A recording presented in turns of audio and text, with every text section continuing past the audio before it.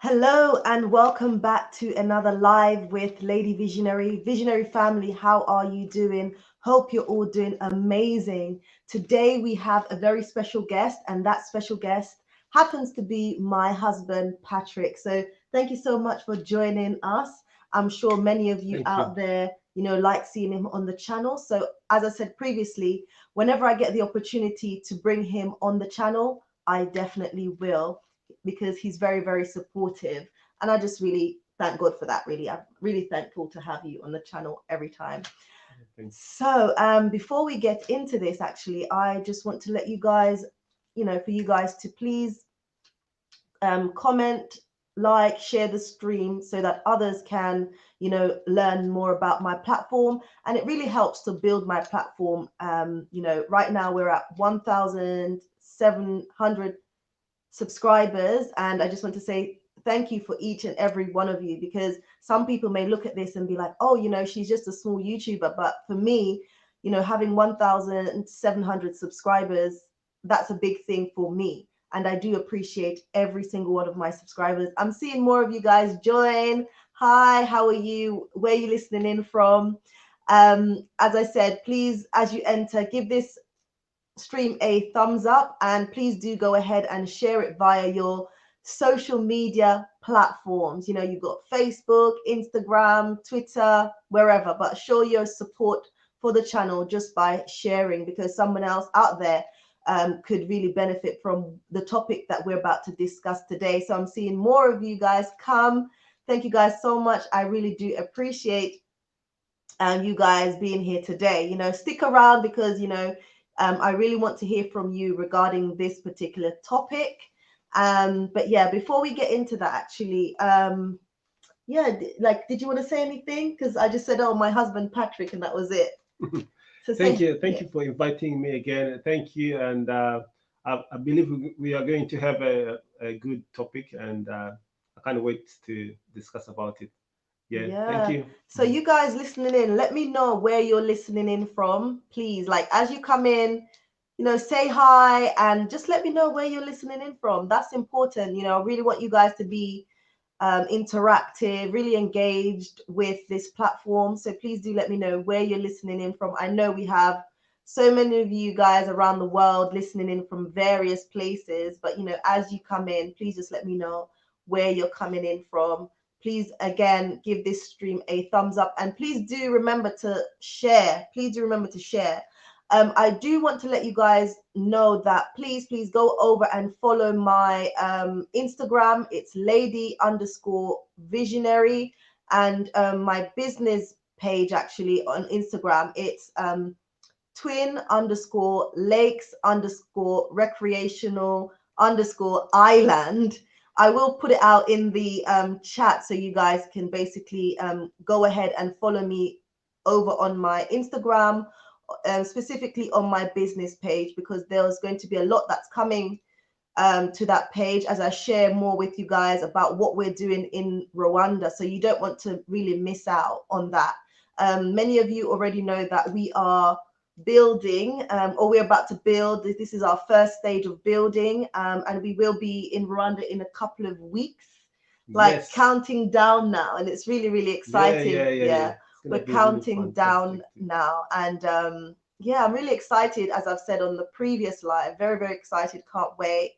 But we start the first phase of building our recreational resort, and we're actually like we just finalized our logo for the company.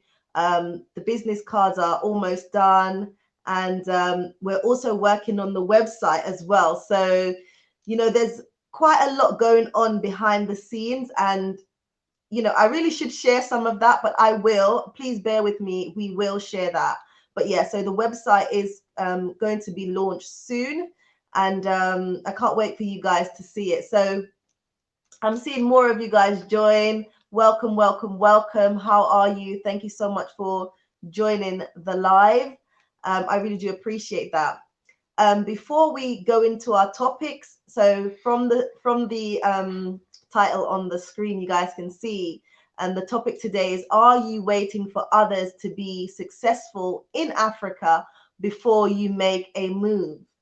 And really, this topic came about because someone actually left me a comment, and the comment was basically saying, and not to knock that person, the comment was basically saying, sort of waiting for people to repatriate to the continent and be successful before other people move, or before this particular person moves to the continent. I found that was quite interesting, hence why I thought it would be a good topic just to talk about. But before we go into that, I do understand that there has been a lot of drama here on YouTube. Allegations. I know there's a particular YouTuber that a lot of videos are going viral. A lot of people have made videos about this particular YouTuber. The accusations are, I think, that people basically invested their money and felt like they were being scammed. People came out with all of that. I don't know too much about the situation, but basically what I will say is that, oh goodness, it has been disappointing because so many people have made videos about this, but obviously it's important for us to talk about it. But so many people have made videos about it, and it has gone viral. And I do believe that some of these people who have made videos, they are doing it just to gain views. Obviously, it's a serious matter. I don't know this particular YouTuber myself, who has obviously taken money and all of this stuff. I don't know enough about them. But what I can see is that those people who have invested their money and felt like they've been scammed, the African Superstar, she talks about this on her channel. And it's strategy, maturity, and patience. A lot of people from the diaspora, there's a big movement going on. People want to invest their money, but it's important for you to exercise strategy, maturity, and patience, because if you want to kind of get rich quick and you feel like, oh, sending money to somebody maybe that you don't know, who has no business experience, and they sort of squander your money, or you don't get your money back, it's really a reflection not on that person but on yourself. And so you really need to be careful, very, very careful, and just exercise patience, because someone will go to the continent and then all of a sudden they become like a specialist in investment in Africa. No, actually it doesn't work like that. And I think each and every one of us, we have to be accountable for ourselves, and we have to analyze the situation and say, oh, is this person a person I can really send my money to? Do they have anything tangible on the continent? Is their business basically registered on the continent? That those are information that you need to find out before you think about even investing in someone who is, or sending your money, to another parts of the world, and then basically complaining when someone takes off with your money. So please, please, please do exercise strategy, maturity, and patience in trying to get rich quick. You're going to get yourself in a lot of trouble. So I would say, please, please, please avoid that. What do you think, just briefly? And I didn't want to go into it too much, but I don't know if you had anything to say. Yeah, yeah. To me, to be honest, I learned about that issue. I think you are the one who shared that. There's a ongoing, there's ongoing problem back home in Africa, where some diaspora, they chose to go to Africa, and then they start to do some businesses and encourage the other people who left behind to invest, to bring the money so they can do something together. Or I don't know, but what I can say is that whoever who wants to invest, you need to analyze, and you need to know where you're investing your money and who's taking care of your money. Because you can't just trust anybody because they are on YouTube, on the camera, they are talking. First of all, you don't know the background, you don't know the motive behind the camera, you don't know anything, and you chose to basically send all your savings and hoping to get a return, and there's no like a proper agreement, there's no like a contract between you and them. So I think, to me, I can't do that mistake. And I can encourage. I know we are all we want to to invest in Africa, and we want everybody to achieve, or Africa in general, to to work hard so that they can have a good, strong economy compared to other continents. But you need to do a check, background check, before you send the money to somebody. You need to know what they're doing, the experience, because someone can just be can be fraudster. Fraudster. Yeah, fraudster. In French they call frauder. So you need to be careful. Don't just send your money like that. Why? Okay, anyway, why don't you even go there and travel, meet those people, those people, and sit down, see if they own a company, have a contract, sign a contract. Then that will be a legal document, where if he's want to scam you, then you can follow up and get your money back. So for me, it's not right things to do.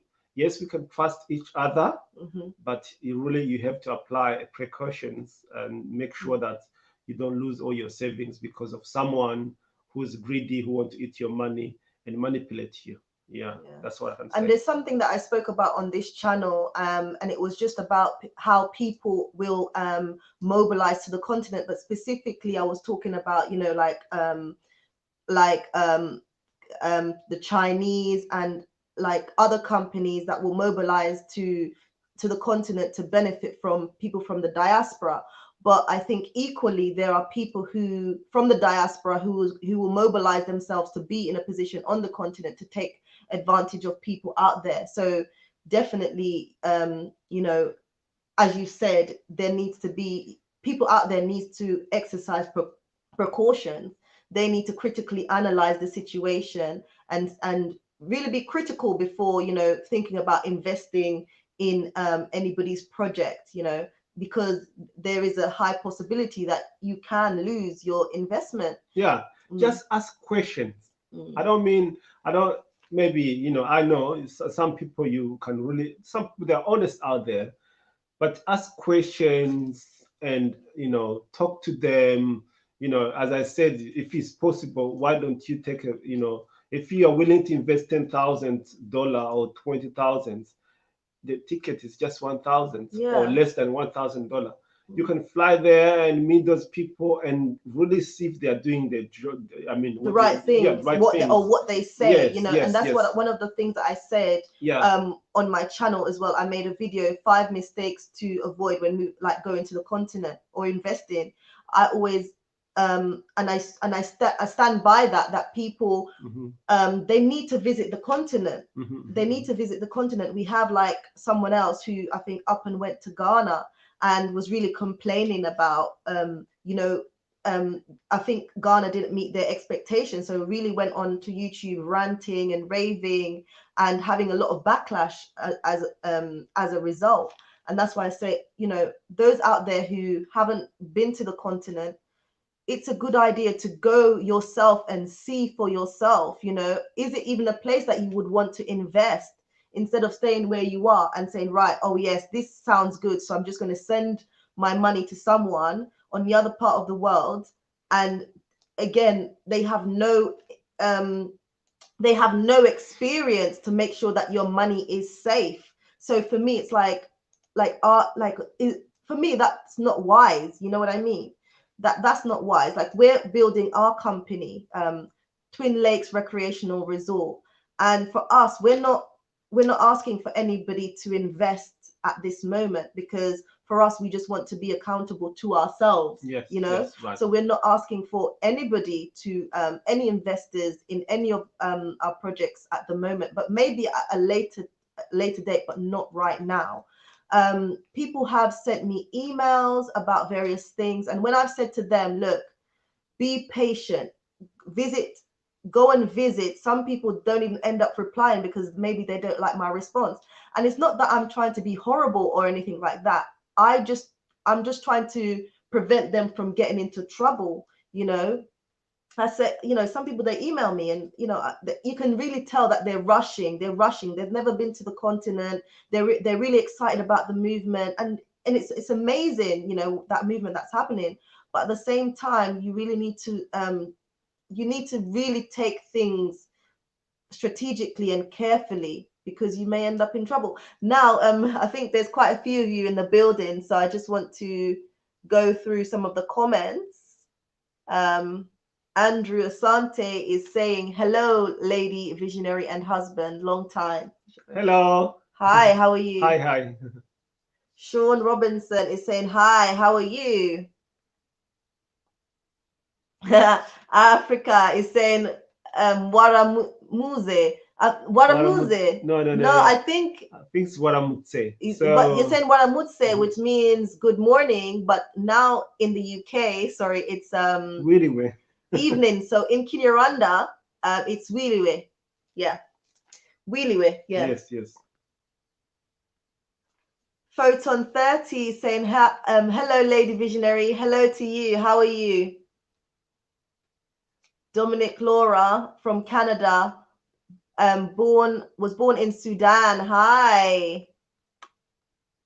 Lorne Red Wine David. Hi, lady visionary. Hello to you.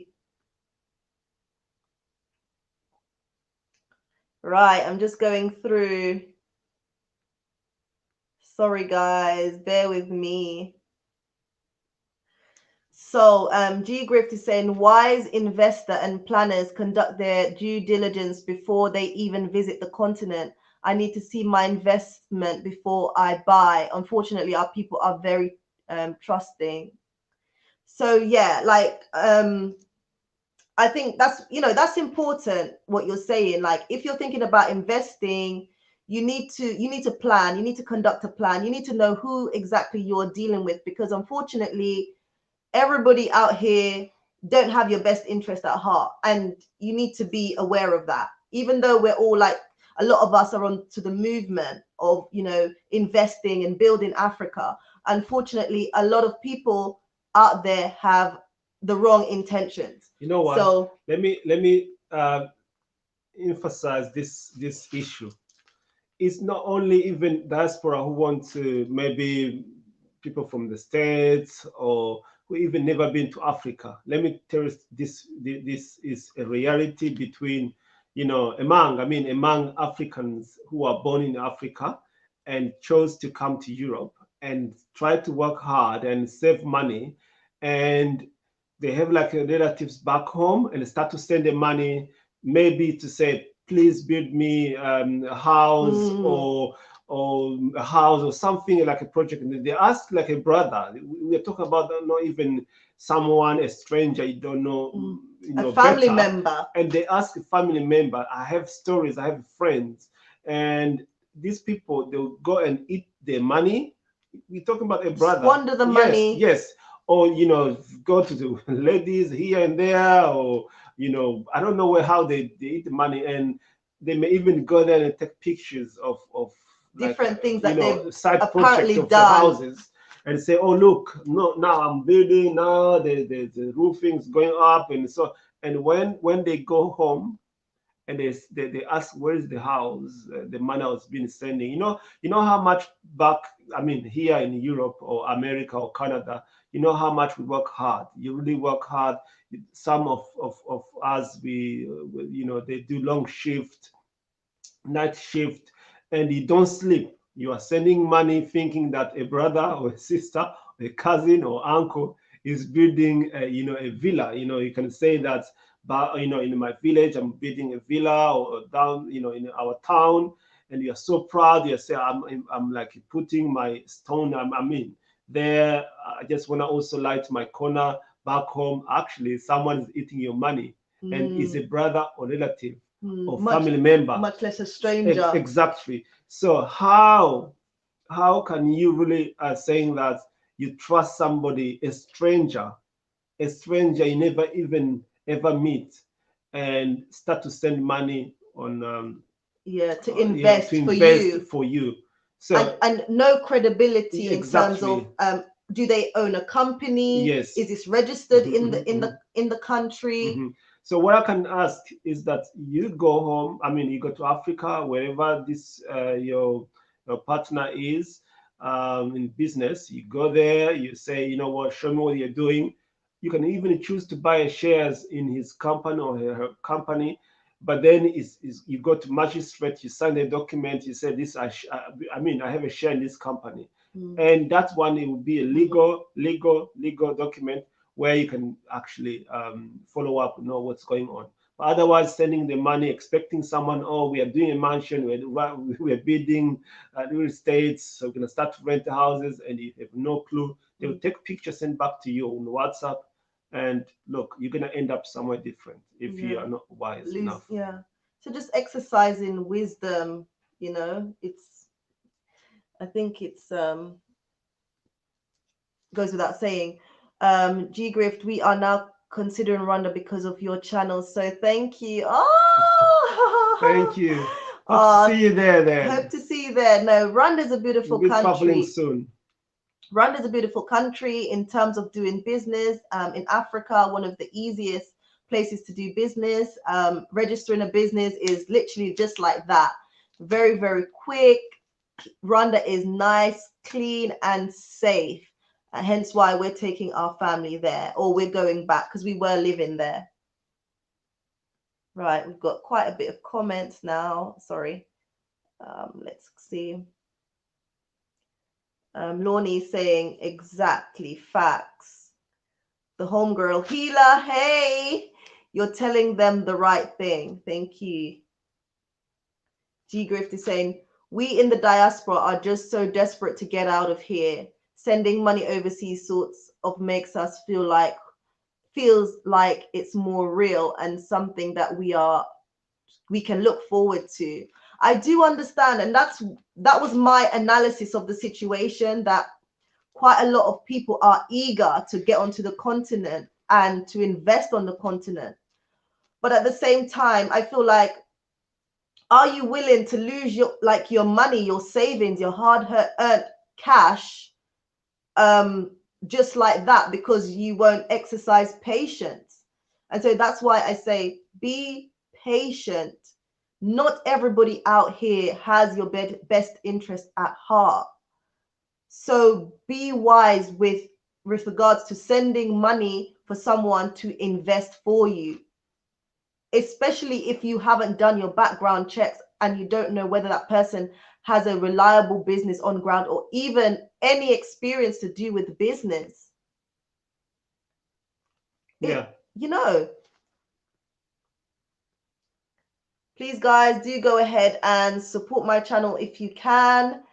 Please just like, comment. And if you're new, please do go ahead and subscribe. I really do appreciate that.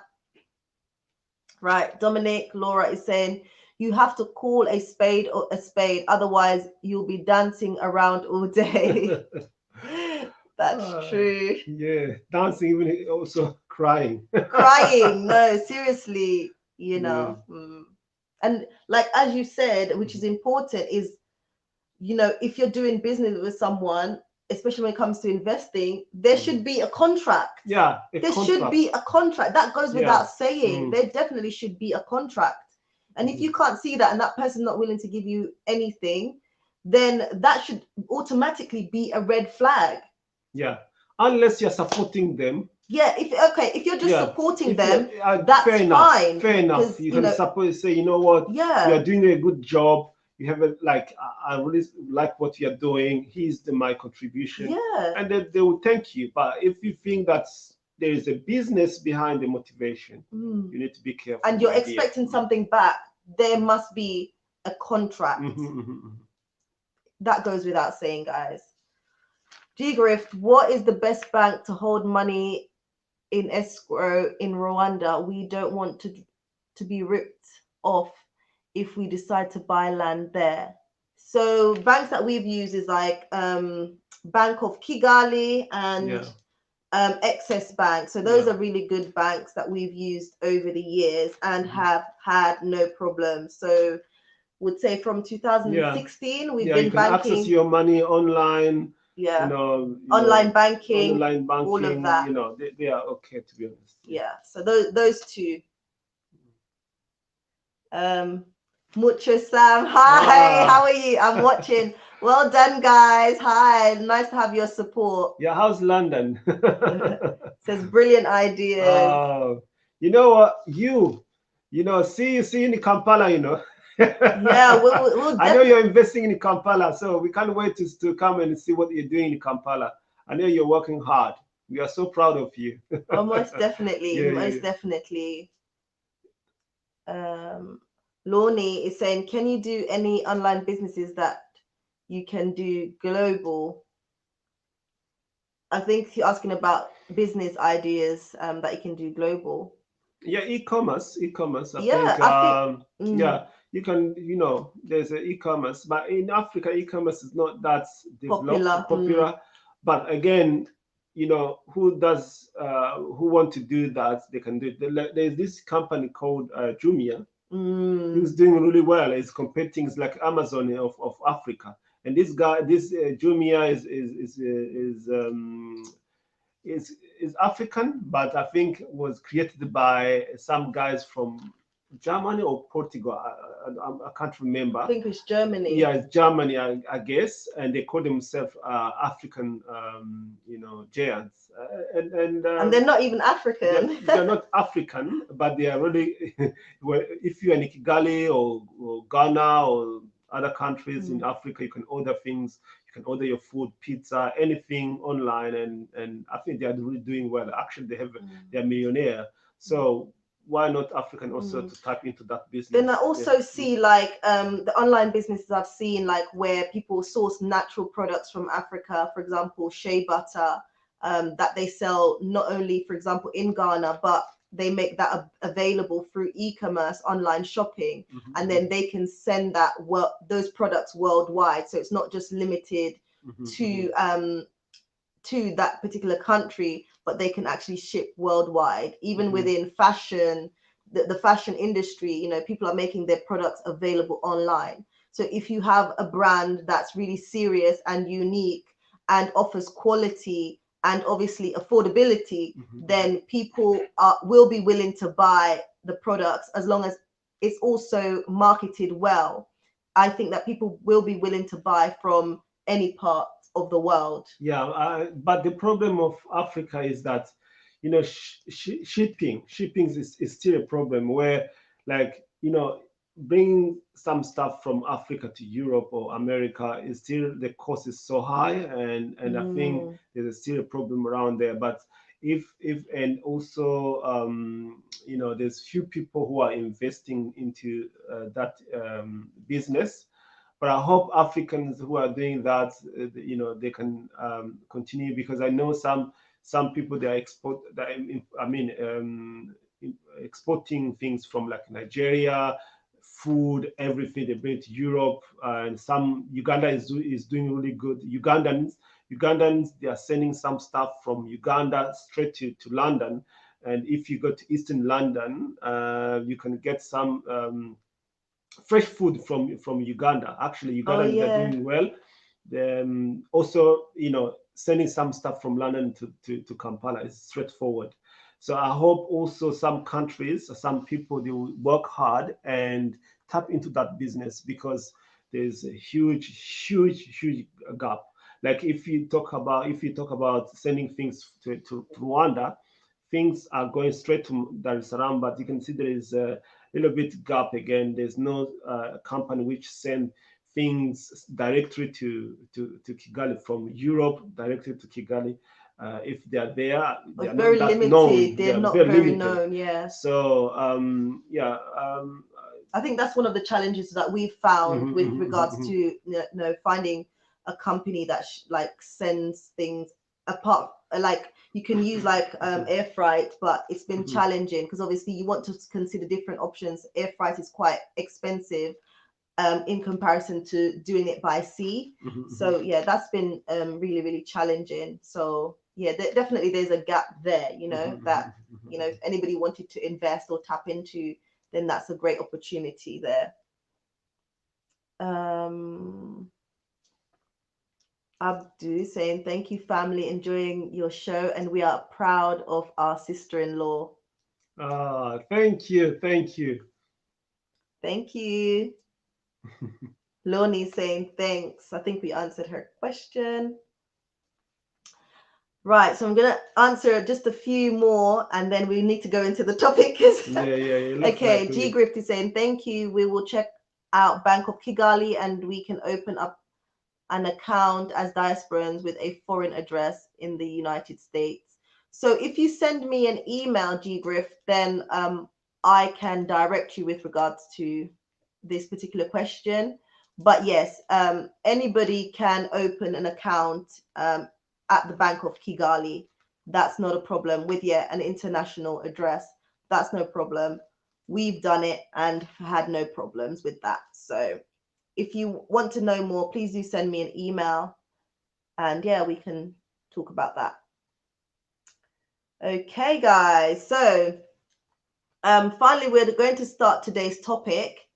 And the topic is, are you waiting for others to be successful in Africa before you make a move? One of the reasons why I thought this would be a good discussion is because I received a comment, and basically the person was saying that, you know, they are waiting for people who have repatriated to give their success stories before they make their move to the continent. And let's say, like, there's no sort of right or wrong answers because people have their various opinions with regards to this. But before I share mine, I just want to allow Patrick, my husband, to let us know what he thinks about that. So, and also, guys, I do want this to be interactive. So please do, if you do have something to share with us, please go ahead. I have sent out the link. Let's do that again before you, bear with me, guys, bear with me. So I want to share the link. Guys, if you haven't already done so, please do like the stream. I'm just trying to sort out how I send the link so that you guys, anybody who wants to join me, please do. Okay, don't be shy. Right, so what do you think about this? Yeah, this topic is true story, you know. Some people here in Europe or other continents, they these days they are watching YouTube, they are watching people who are doing something back home, and sometimes when you see some videos, for example, from like with the Mayo or other YouTubers who are exposing what's happening in Africa, you're like, what? Is it that true? Are they lying? And most of people they show the businesses, they've been to different countries, they traveled, they chose to go back and invest home.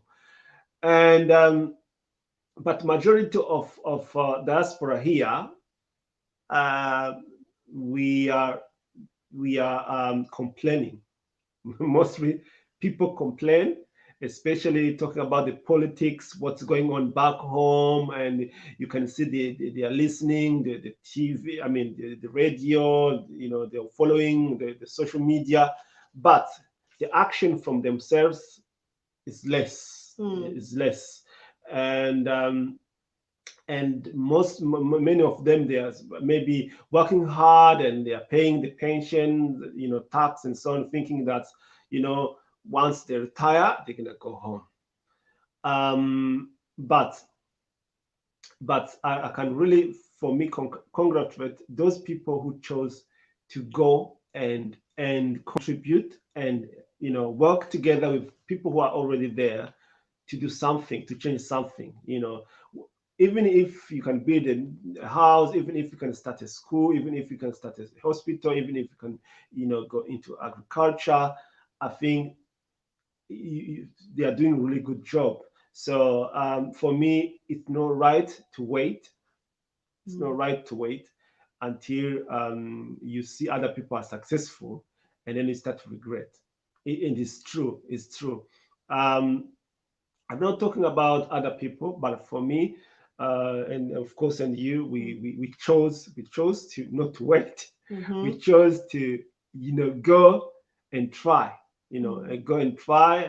When people say we are going to do something back home, it's not like we are very powerful. We're gonna change the country. No, but we're gonna be in our little corner and do our bits. Mm-hmm.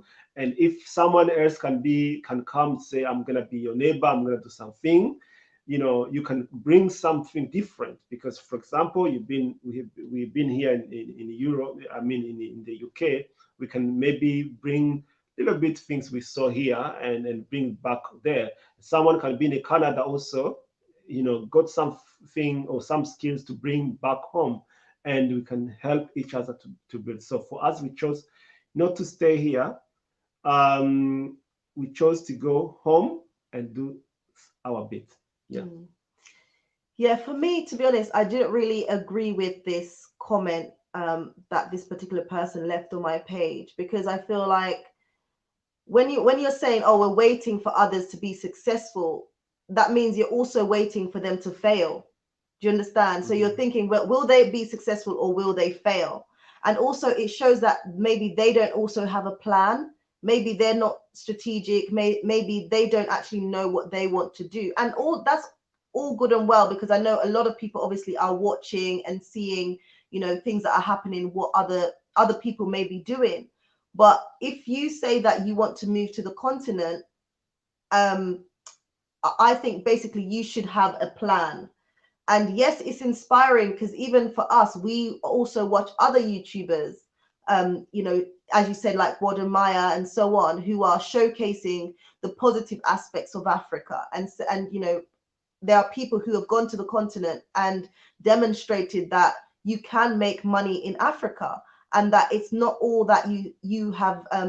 It's not all that it's perceived to be, because a lot of what we see about Africa is very, very negative, and you do have people saying, oh, you're not telling the true side of Africa. But yeah, you have the BBCs and all those other media outlets who tend to portray a negative image of Africa. So a lot of us are deciding to change that narrative and portray the positive sides of Africa. If you want to see all the negative stuff, then obviously you can tap into those media outlets.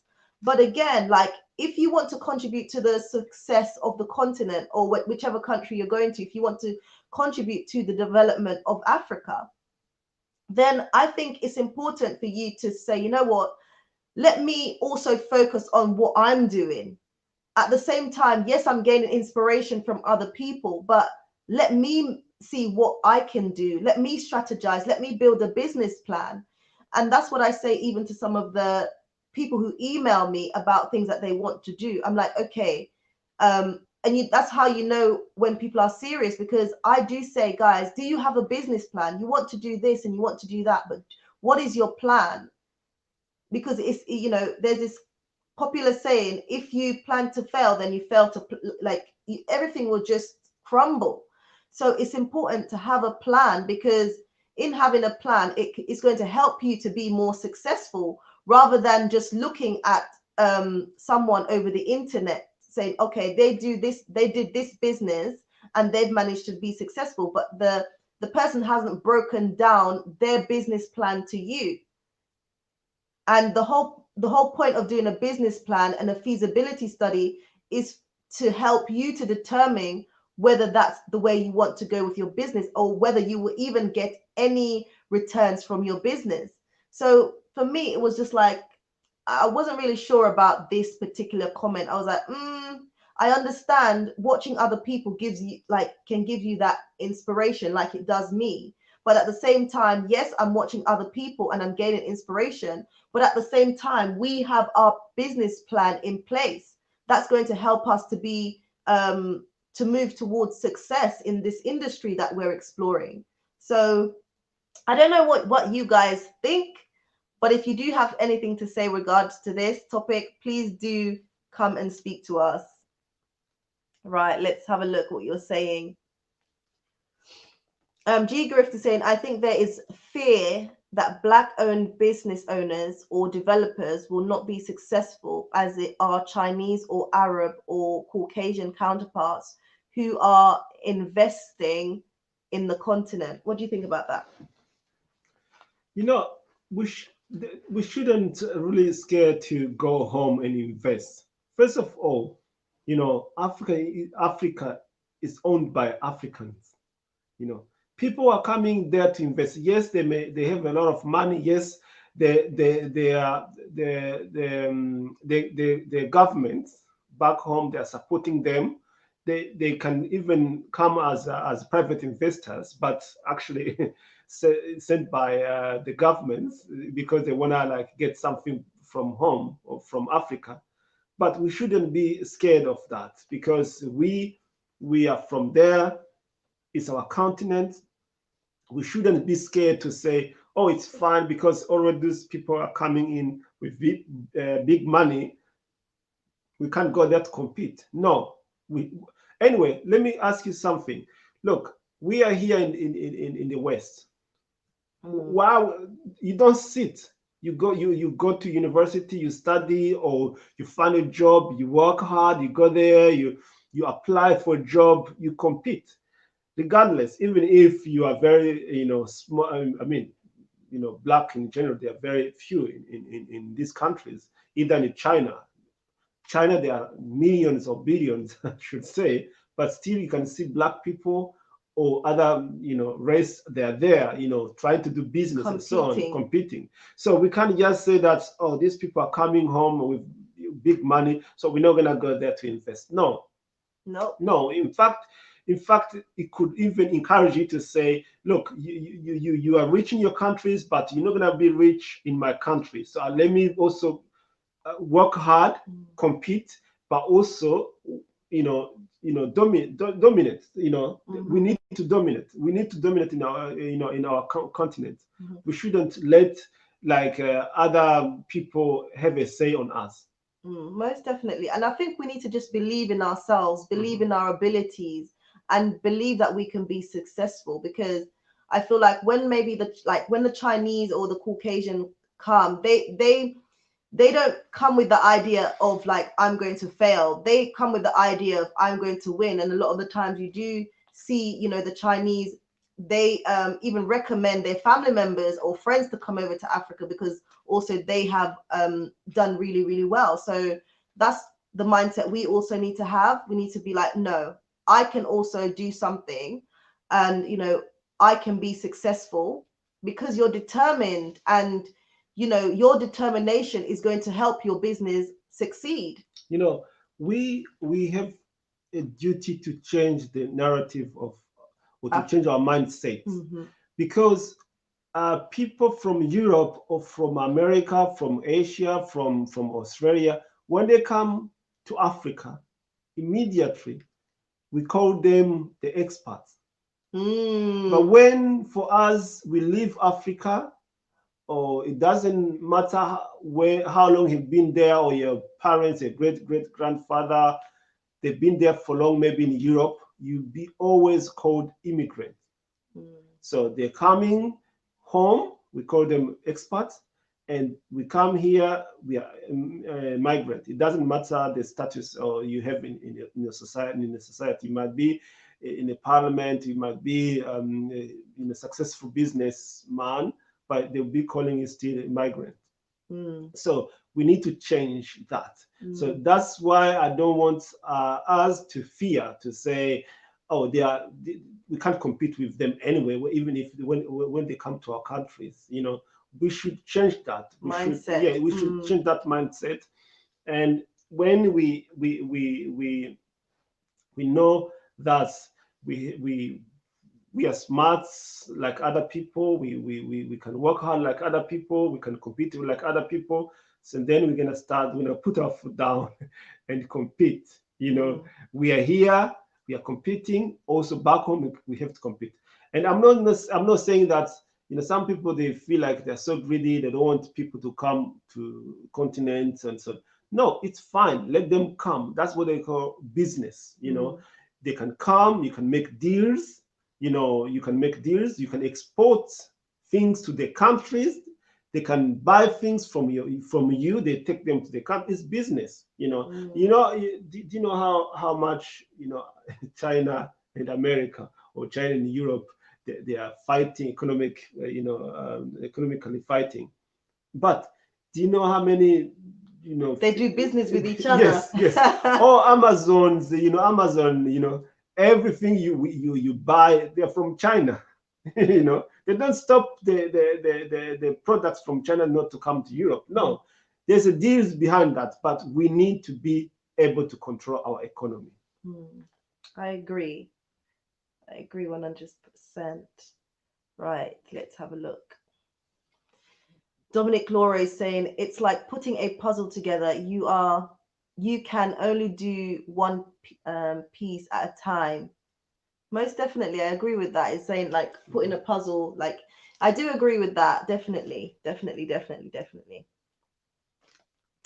G Griff is saying a lot of our fear is not having enough finances to maintain the success in times of difficulty.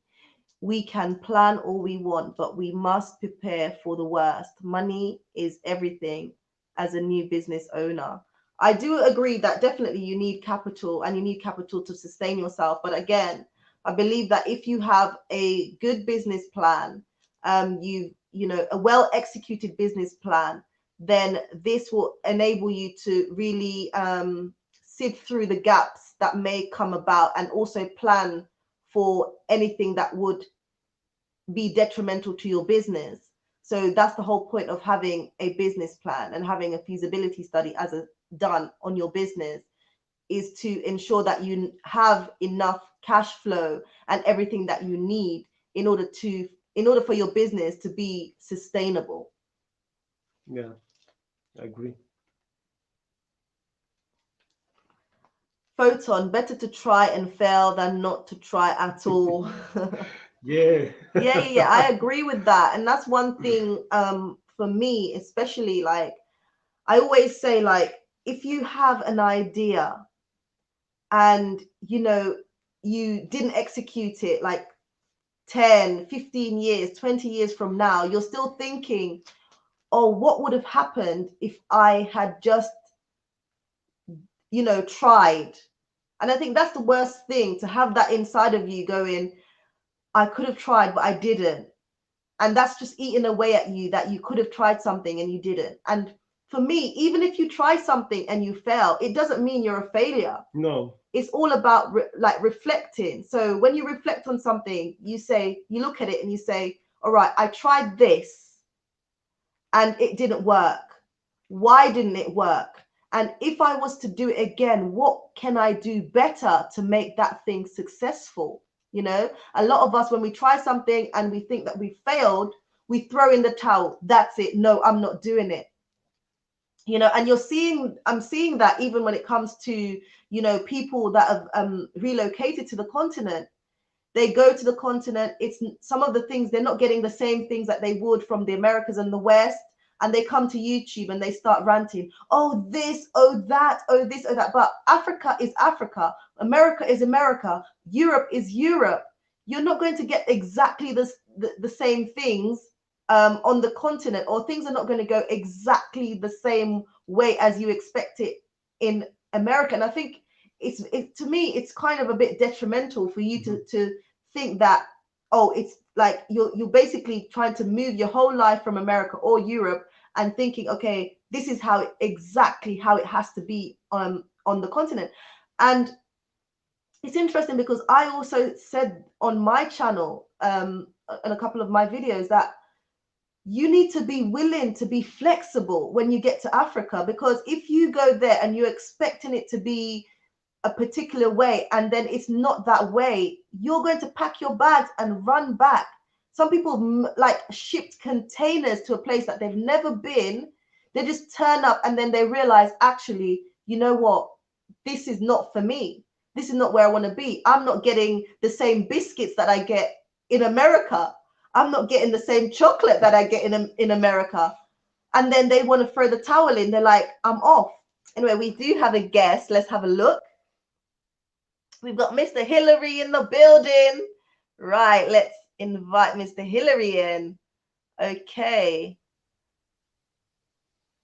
I think we've got Mr. Hillary. How are you? Good evening to you, ma'am. Good evening to the husband. Good evening to everyone in the chat room. How are you all today? I'm doing well. How are you? I'm good.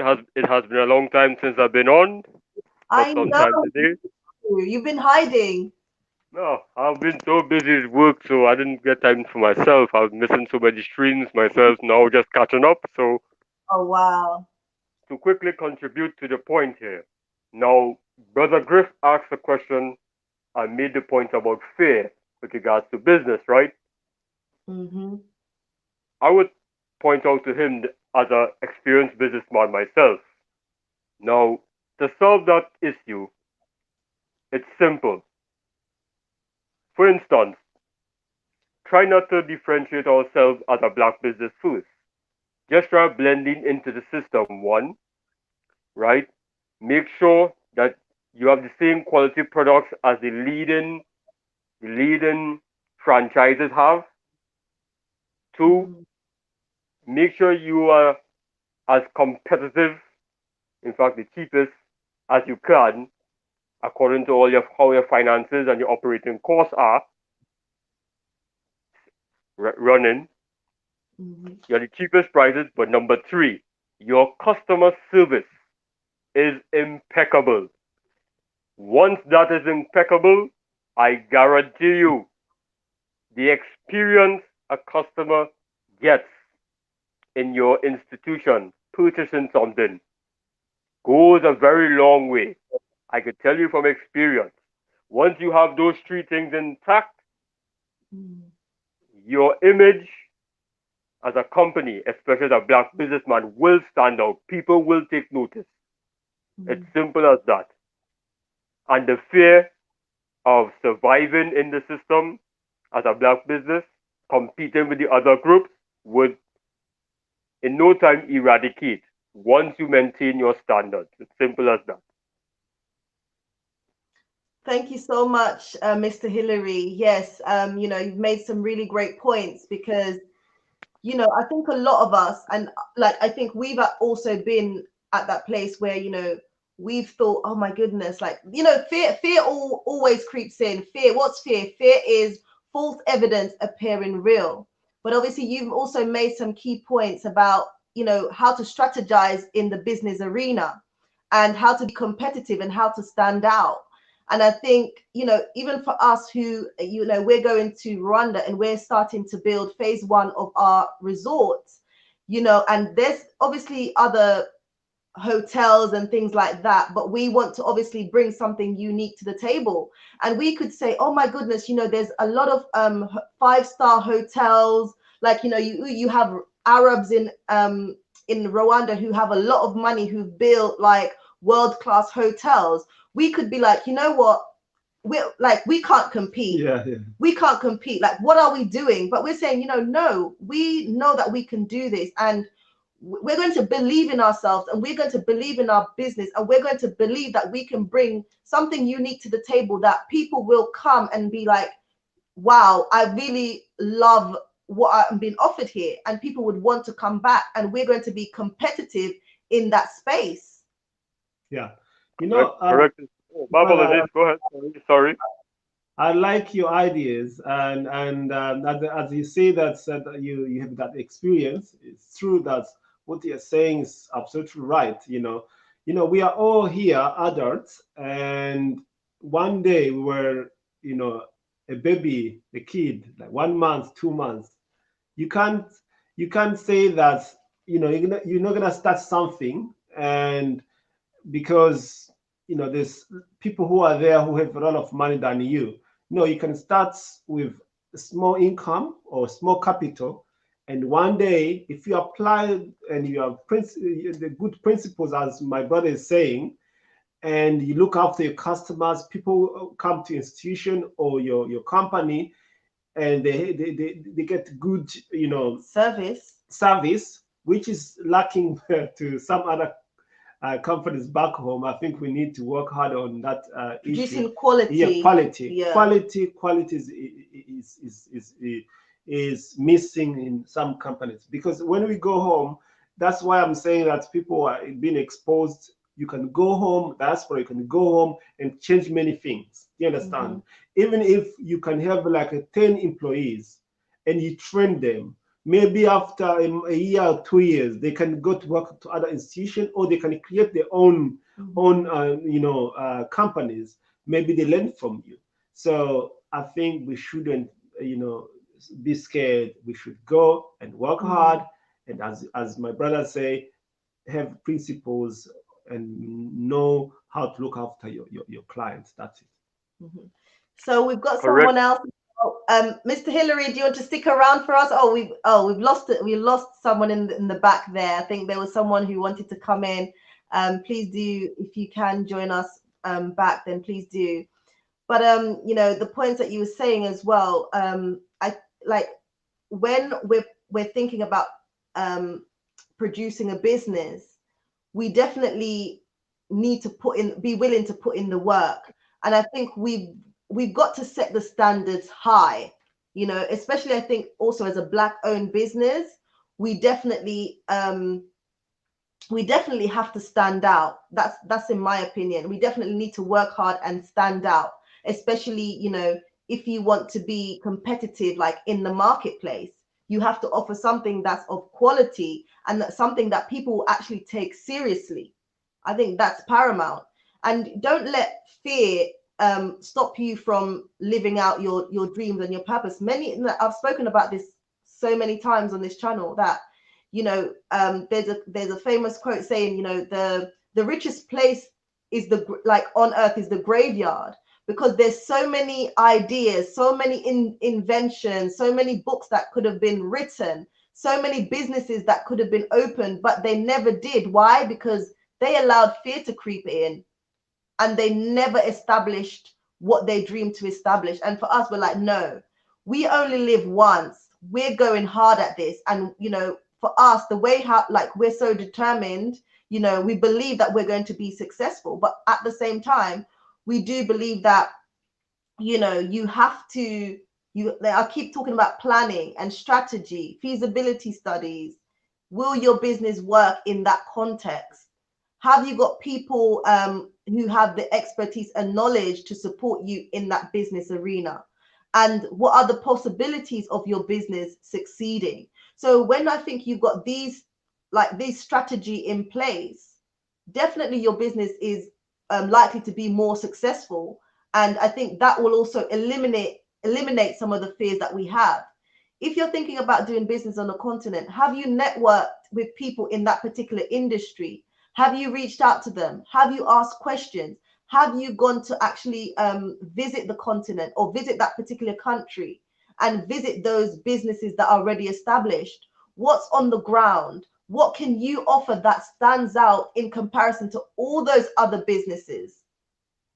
And then that will give you an idea of just, how successful that you can be.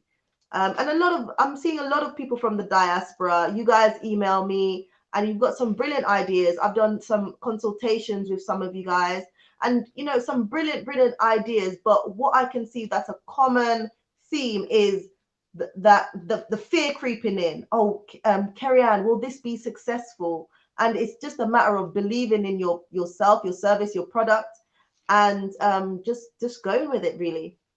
Mr. Hillary, I didn't know if you had anything to say. Thank you kindly. Just to add one thing though, as what I do also over time is that, for example, you know how businesses from time to time will have a special sale, let's say for Christmas or for Easter and so forth. And in those sales, you get good bargains or you get either cheap prices. Now, here's a thing people could use with their businesses, especially to keep customers and grow and get more customers. After that sale ends, why don't they try to keep those cheaper prices that they had with the sale from now on? In other words, you're using the sale as a guise to do a price reduction to always have a competitive edge on other businesses. Mm. Yeah. That's a good point. That's a good point. Definitely, that's a strategy that can be used in business to, gain clients and maintain clients. Is that right? That's right. It has Yeah. worked for me, so I I can clearly testify to that. Also, Yeah. one more thing. When the resort is built by you all, just book me a room for sure. I will be there for sure. No doubt, Oh, no doubt, wow. no doubt. Oh, well, Thank you. Thank thank you. you so You're much. welcome. Definitely. You're welcome. As we've said previously, we're starting phase one when we get back to Rwanda in the next couple of weeks. So we're very excited, like seriously, so excited. And You will. we're hoping that, like the first set of rooms, hopefully by maybe July, we can start to book people in. But we also offer like recreational activities such as boating, hiking, um, like traditional dancing, bird watching, and all of that. So there will be things Yeah, that people, packages. yeah, Yes. packages that people can book if they're actually in Rwanda as well. But yeah, all of that, all of the information will be available on the website that we're hoping to launch very, very soon.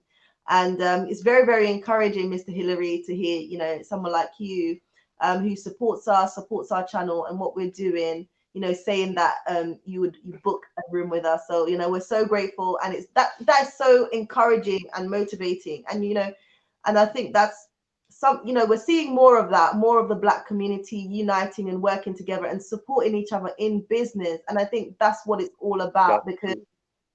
previously, and even sometimes now, someone is doing something, instead of supporting them, you're looking for the downfall of that business. And you rather kind of go and spend your money with the Chinese, or I don't know, like the Asians, um, rather than support Black owned, So I really do appreciate that. Thank you so much, Mr. Hillary. Thank you so You're much for your welcome. contributions. I do really appreciate that. You're Let's welcome. No problem. All right. Thank Thank you, you, Mr. brother. Thank you, Thank Hillary. Tony, you. for having me. Good night to you all. Good night. The And same to you. you. Same Yeah. to you, Mr. Hillary. So that was Mr. Hillary. Thank you so much for joining us. And like we had someone else in the back. So if you do want to come back, please do feel free. We do want to hear your opinion. So please do feel free to come back. I have sent that out, the link out in the chat. Let's have a look at your comments. Right, where are we now? I think we're there. So Hugo is saying, but sir, there is still an assumption that they, whites particularly, can run and operate better, an operation better. Our own people would support them before us. Yeah, there is still that's and unfortunately that's people, some people back home who think that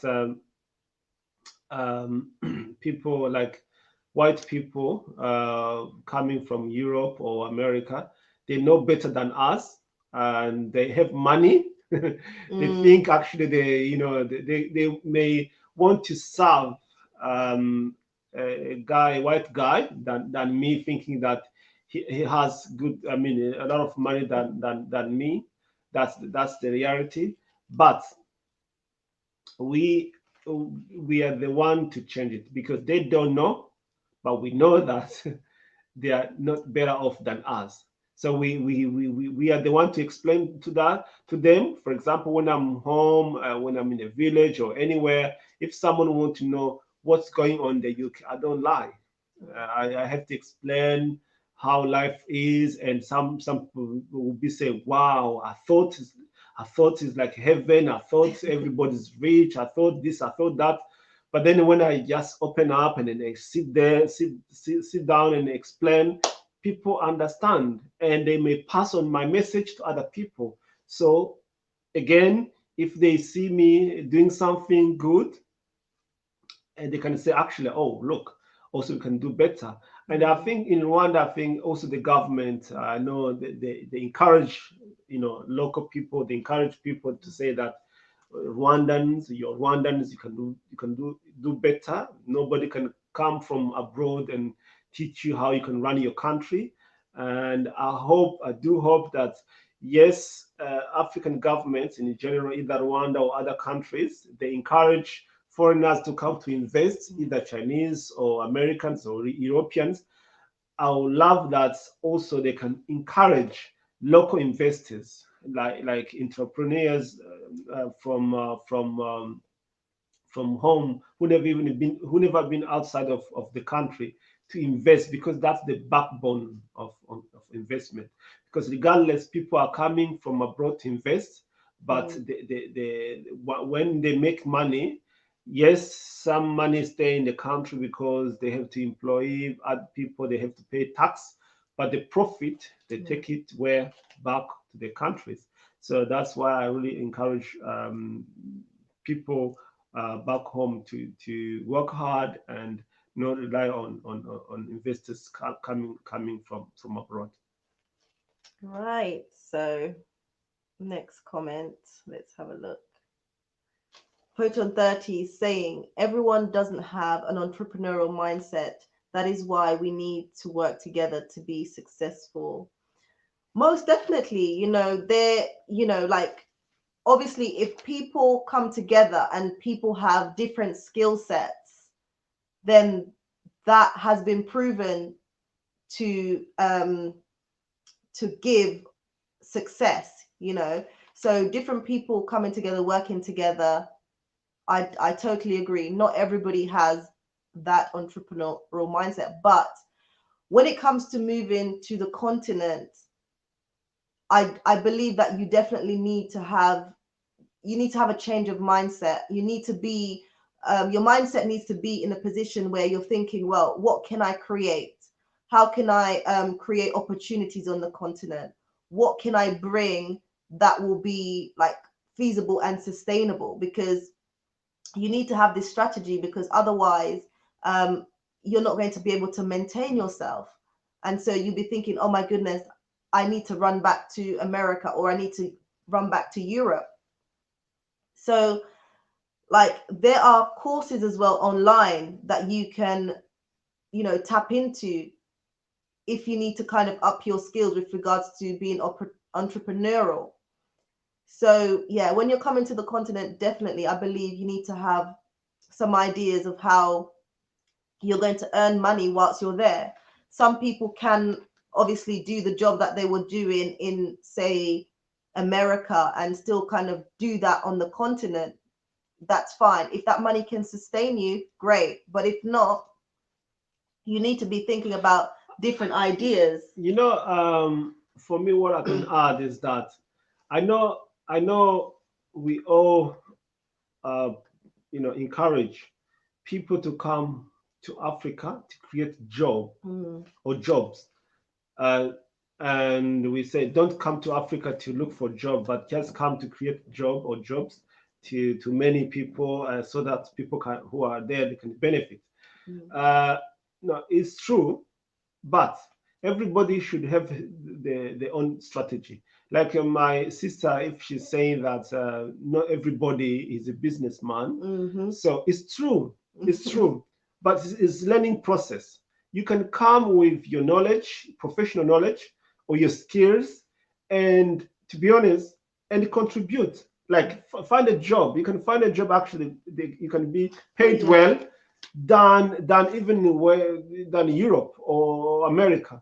So then from there, when you have like your job and you have your salary and you're getting good money, then from there you can learn the country, see what is going on. Then you can start to do like a part-time business, job. So you can start to learn the culture, understand the way the country works, and that's the way of doing business. The way of doing business, and from there you can build up your business. Oh, that's definitely a good strategy. It's a good strategy because yes, people they are saying, "Oh, I'm going there."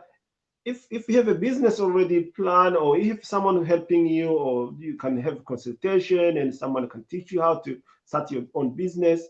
But if you think it's difficult, then slowly you can find a job, or you can as before I was saying about teaching English, for example, people are coming from United States or UK. You can have other type of hands-on skills which are needed back home. Then from there, when you see maybe people need your services, from you can create that service as a business. Yeah. So there's different ways, I guess, as you say, like she's saying, not everybody is going to do the same thing in terms of creating jobs. But yeah, I like that. You know, you can work for a company in whatever country, and then you can sort of make your plans like that. That's no problem.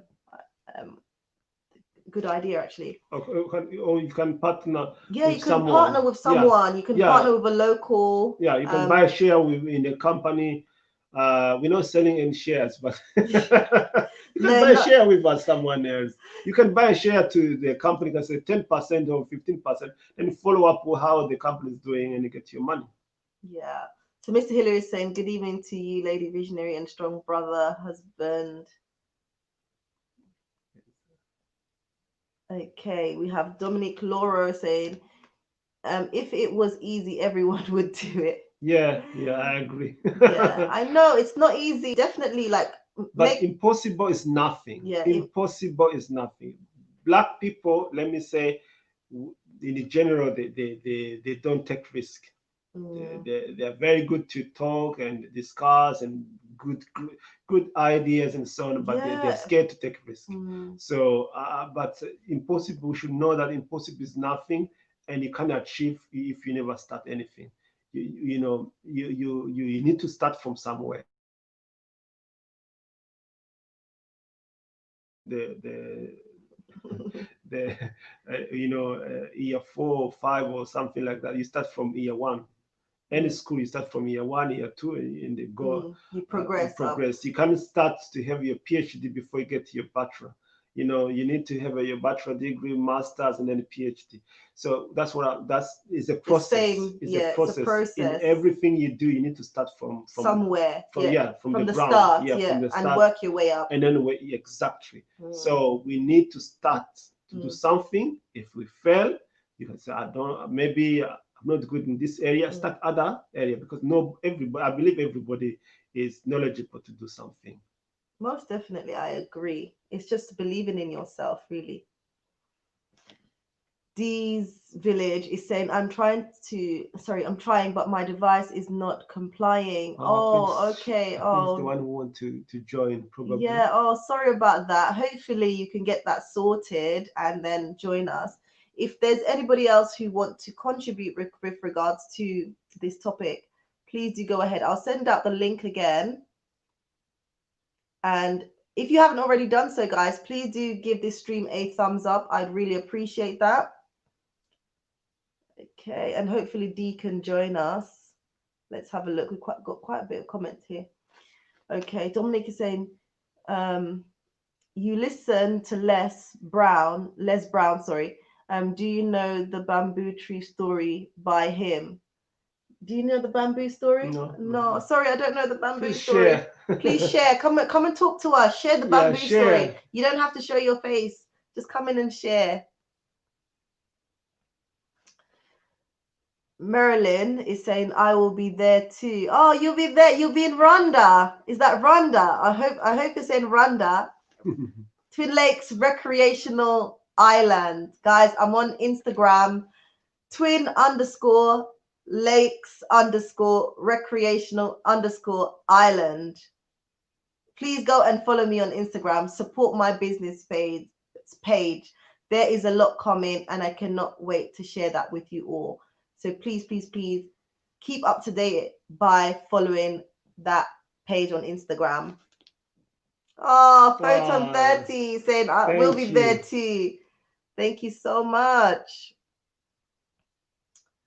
Do you know about Consumi backpackers? Yes, I do. Yes, I do. At Lake Bunyoni. Yeah. That's near Gisoro. We know. We are aware of. I'd love to visit. I'd love to visit. It's on my list of places that I want to visit. Most definitely. Roshan is saying photo at the photon 30. So true. Working together is key. Most definitely. United we stand, you know. Divided we fall, you Collapse. know. Yeah. We collapse literally. We literally just collapse, you know. That's with everything, you know, that's with relationship, business, mindset, everything, you know. Like, yeah, unity is key, you know. Even like working with my husband, doing this business, trying to build a resort, there must be unification. We must be on the same page. We may not agree with everything at the same time, but we sit down and we work She's it the out. boss. She's the Yeah. boss. What? What? Yeah, He's yeah, lying. yeah. But yeah, we have to sit down and discuss, and because we have a common goal in that we want to succeed in this, we have to be unified, and that is key, I think, to our progress and to us moving forward and building something and leaving a legacy behind. Yeah. Rashan Johnson is saying, I agree, we have great ideas but no action. Goodness gracious, yeah, so very true. Like we as a Black community, sometimes I think we're just, as you've said, like we're scared to take risks, and I just want us to let go of the fear. Like we've had to deal with that ourselves, you know, just kind of letting go of the fear and believing in ourselves that we can do it. And even though we've got competitors out there, we're not going to let that stop us. In actual fact, that's motivating us, because we know that we can bring something unique to the table, you know. So yeah, unfortunately, amongst the Black community, that's one of the things that's really crippling us and preventing us from taking action.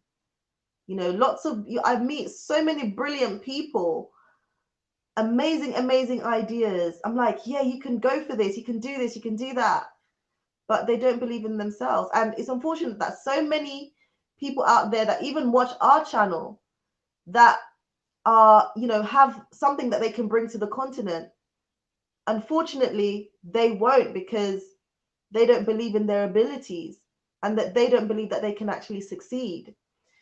And so maybe that's why even this particular person even left that comment about, you know, waiting and seeing other people succeed before they even make their move, because that person, that comment was coming from a place of fear, rather than saying, right, okay, yes, other people are out there, and I'm, you know, and I'm watching them to gain inspiration and seeing how they succeed, or if they're successful. But how can I mobilize myself, my skills, my resources? How can I plan? How can I tap into different networks? How can I maybe, you know, consult with people who are experts in the industry that I want to get into or that I want to establish, rather than just letting fear gripe you and just sitting behind your screen and just watching someone. But then you also have your ideas that could potentially be successful. And that won't come into fruition unless you actually believe in yourself, and unless you take those necessary actions that's going to move you closer and closer towards your goals. Right, let's have a look at some more of your comments. Right, bear with me, guys, bear with me. Guys, if you haven't already done so, please do like the stream, very much appreciated. And if you do want to come in and speak to us, please do go ahead and do that. I'm sending out the link again. I keep sending out the link just in case anybody wants to come in and add a contribution. We will be rounding up very shortly, so if you do have something, please do take the time to come in to us now. We do have a guest here. We've got D in the building. Hi, D. Right. Hello. D, how are you? Oh, good evening, family. I don't know how this. Can you hear me? I can hear you Yes. clearly. Oh, super, super. It was giving me grief. Oh, So greetings, family in chat. I hope you're all well. yes, yes. Yes. How are you? I'll be listening carefully to all that you're saying. And it's very encouraging. I mean, I think I'm paralyzed a little bit by the fear. um, Oh, but bless. but equal, but equally, whilst we've been in this lockdown, for want of a better word, um, a couple of us set up just a small business online. Um, and we just got together one day and we just did a bit of strategy and did a bit of forward thinking, forward planning, looking about how much money we might have to put into this, long term projections, and so on and so forth. Now, um, if it takes off, it takes off. If it doesn't, it doesn't. But it's kind of like a bit of a play before we get to the continent. So Mhm. we just having a go and see how it pans out. So I've heard a lot of people say that during this pandemic, whatever you want to call it, times people have set businesses up and have done extremely well. So Oh, yeah. uh, I just think that I don't think you've got anything to lose because you've been, most of us have been part of the school system, most of us have been part of the work system, and we've had to plow a lot into those systems and haven't Mhm, always got what we want in return for that.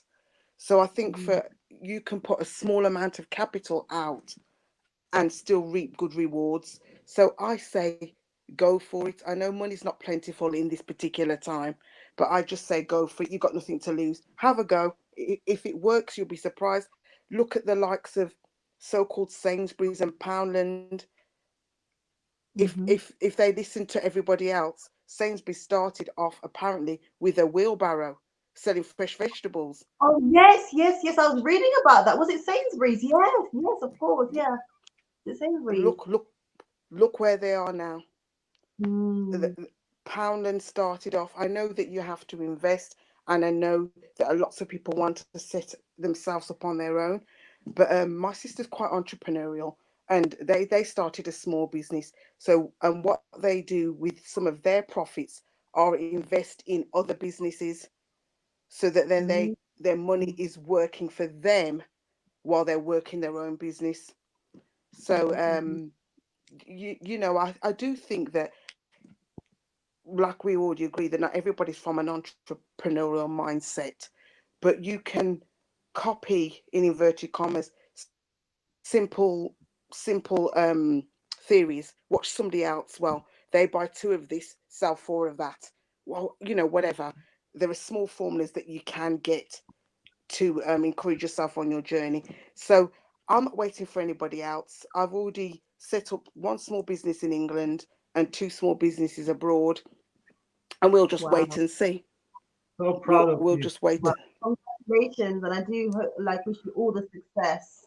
Like that's amazing. And you know what you said about like the pandemic has really encouraged actually a lot of people to start businesses, and they have actually been like successful, especially like those of us in the Black community. Like a lot of Black businesses have been doing really really well, and that's encouraging. And even like for us, so many ideas has come forth as a result of the pandemic. And even though obviously what's happening is very disheartening, but for us we've just been like, right, we sat down, we've replanned, we've put things together, re-strategized, prioritized, and we're like, right, it's time to just go go go go go, keep focused, um but definitely like you may not like have you may not have a lot of money to invest, but again, you don't need a lot of money to invest as long as you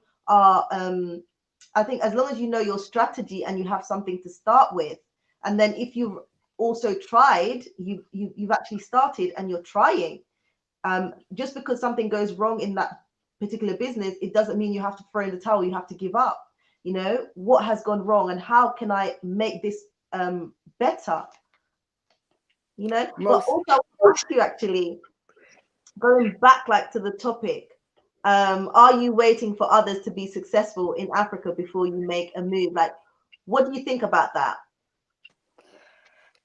Do you mean successful in business or just successful generally on the continent? What do you mean?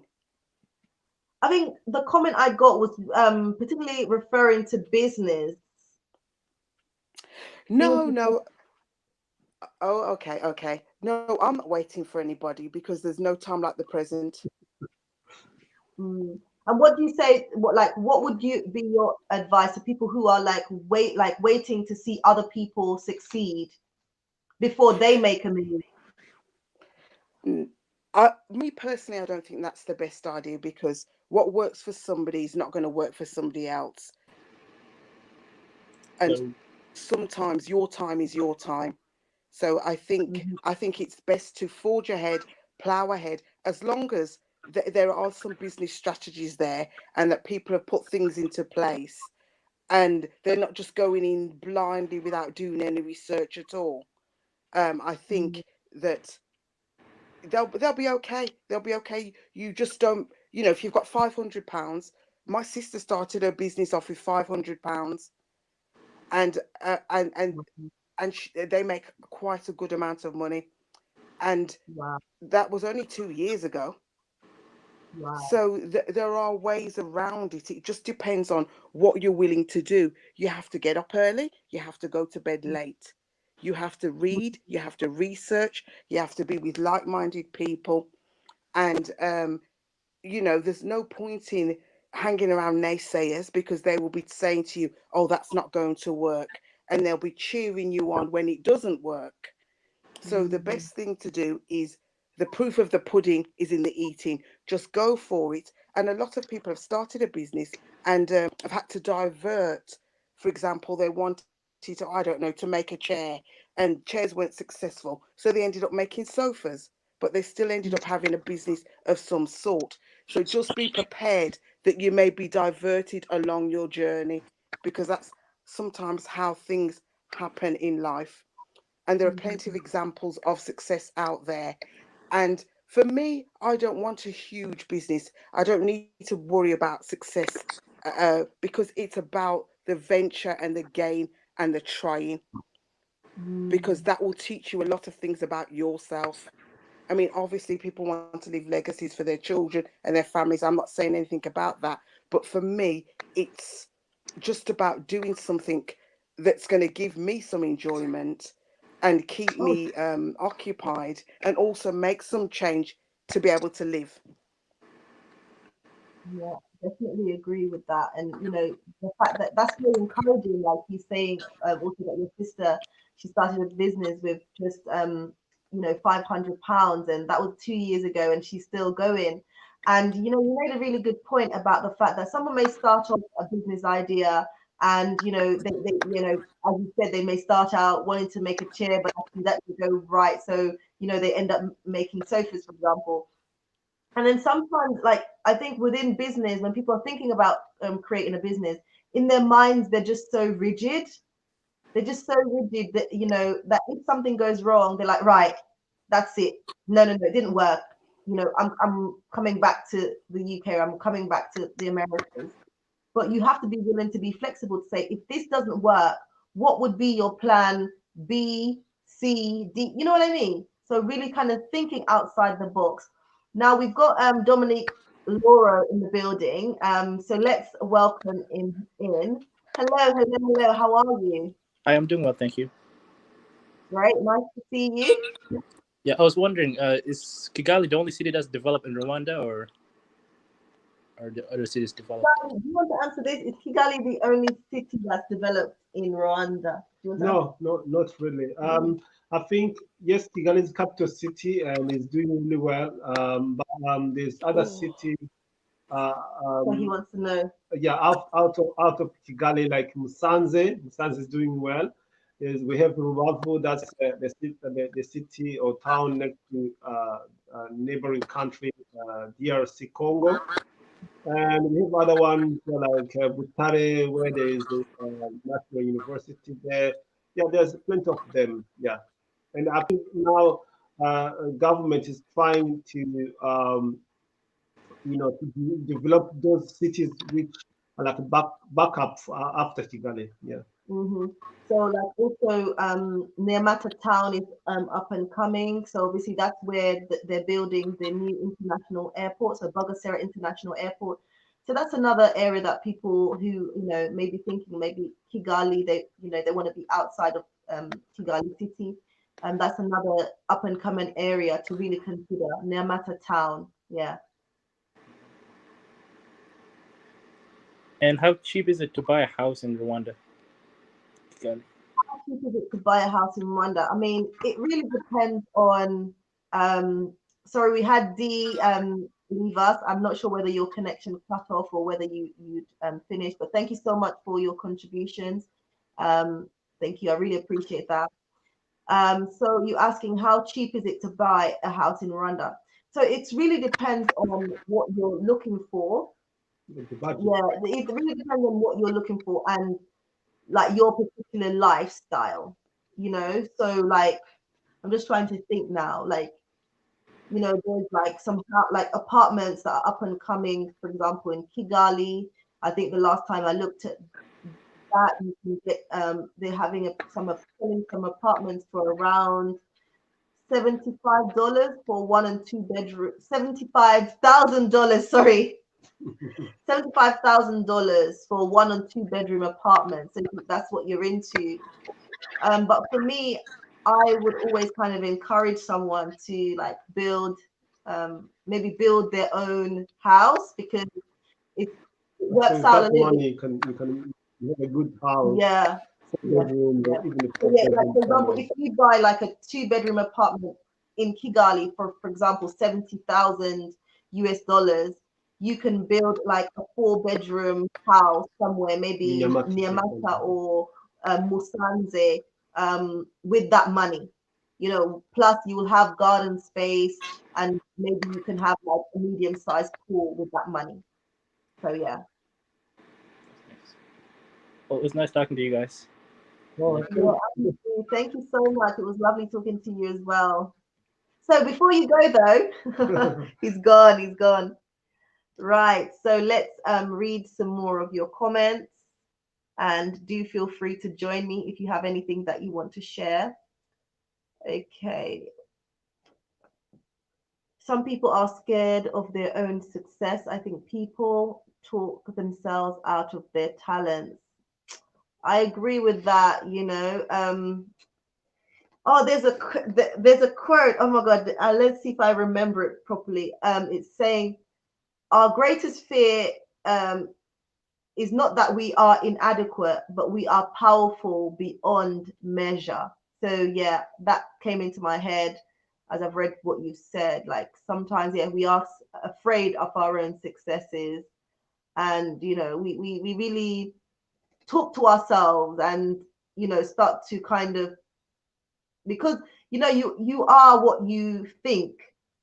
People say that you are what you think. So as you think, so you become. So as you become like more fearful and tell yourself, no, I can't do this. Oh no, I'm not capable. Oh, I'm stupid. Or this person is better than me. And like that thing of comparing yourself to others, like it doesn't really help you. It's not going to help you to be successful in business. You have to believe in yourself and believe in your abilities, believe in your talent, and believe in what you have to bring to the table. So yeah, sorry. D is saying, thanks for having me on the stream. My device was not playing ball. Hopefully next time you can join us. D. Let's have a look. Dominique Laura is back. Oh, sorry for cutting you off. No, it's fine. Where are you calling from, by the way? I'm living in Canada. You're in Canada? Yeah. Newfoundland, to be exactly. You did say, let's have a look. We've got Renelle in the building as well, so bear with us.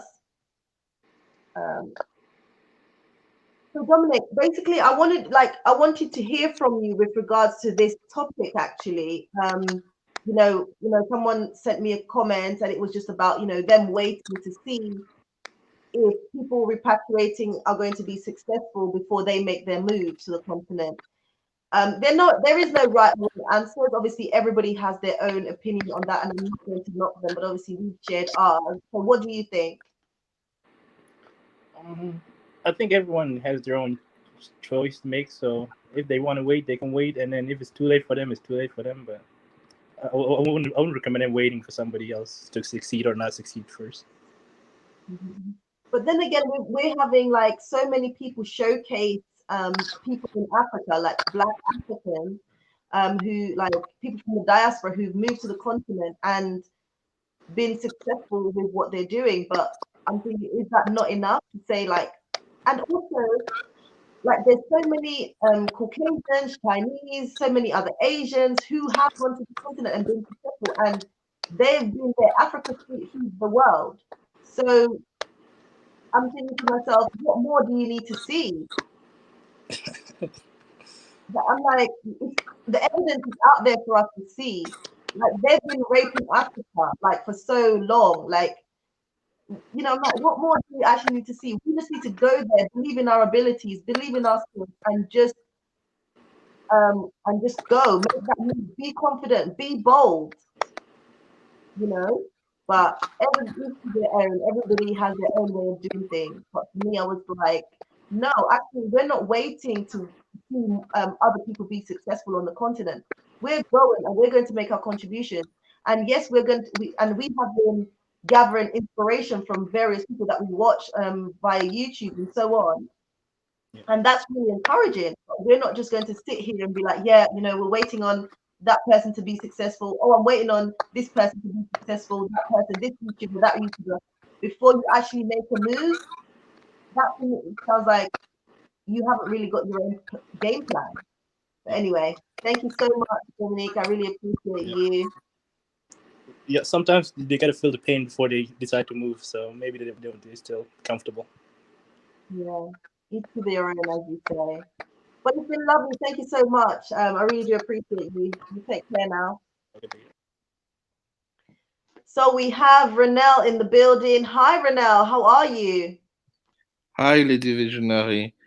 How are fine, you? Yes, I'm doing so well. How are you? I'm great. I'm great. Greetings to your hobby. Hi, brother. Hi. So thank you. I'm happy to catch this live again. Like I often check to see what is happening. And today, like I don't have much to say, but like, the question just caught me, and I thought I should just give my 5 cents. So, are people waiting for to see successful Africans before successful returnee stories before they do it? Yes, that's what they are waiting. Some of them are waiting. My answer for that is totally yes. Like this is what I see around me. Like my story is very simple. I'm from Cameroon. I'm an African guy from the continent. Now I live for work in Montreal, and around me I see this a lot of diaspora Africans who want to go back on the continent but are watching, right? They are watching to see what will happen to the people who go first. And I've been telling them quite kind of the same thing that you just said. Like I'm going to repeat what you just said, is that there have been generations of people going back. This is not the first generation where people are going back. We have previous stories of that. So I think what is lacking then is not. This was my take, my give. Yeah, maybe it's just this point. Maybe it's not the story of somebody. Maybe they are not waiting to see people on the top of the mountain, meaning successful people. Maybe they are just wondering how hard it will be to succeed in it. Maybe they need to see documentation of the success of the people. And in this regard, I don't know what are your plans for you guys with what you're hoping to do with this channel and with this media story. I think you guys could be really like in your relocation could provide this platform where people will really you could document. I mean, it's not an easy thing to ask, but I think it will be really helpful to some of these people to really like be able to track that, okay, it's been 2 years that these people went back. How are they living? Are they giving us something? Um, like what is the change that they feel? Um, some scares that people have. Like, I cannot convince people here because some people are always scared of something like, what happened to my health if I have a deadly disease? And I'm telling to people like, okay, there are doctors on the continent, and if it is very rare, you can really like, if you have a very rare condition, you can actually fly out to go to the specialist. And by the way, it is not just on Africa that we go out to search for specialists. I know some friends in Toronto who went to all the way to Czech Republic because they were looking for specialists. So wherever you're in the world, if you have a very complicated situation, you are going to travel to find specialists. But it is still hard. Like, and I understand it. There is so much such a storytelling of this is the land of all type of disaster. Africa is the land of all types of misfortunes. So even if you list them, these are the successful stories. If you even you list, these are the people who made it. Unless they have a documentation of it, they will not do it. So I'm sorry that I put you guys on the spot. I did not want to do that, but I thought I had to share this idea that really there needs to be more story of documented success, like step by step. It must not be every day. Of course, we don't want to. I mean, I don't want to get into the details and put you more on the spot, but that was my get to go. No, one of the reasons why, I have this channel as well is to document and, showcase the journey. I became more serious about YouTube, I guess, when I moved to Rwanda back in December 2019. Let's see. So that was last year, the end of last year. And obviously came back to the UK because I had to do something, got stuck due to COVID, and now we're off again.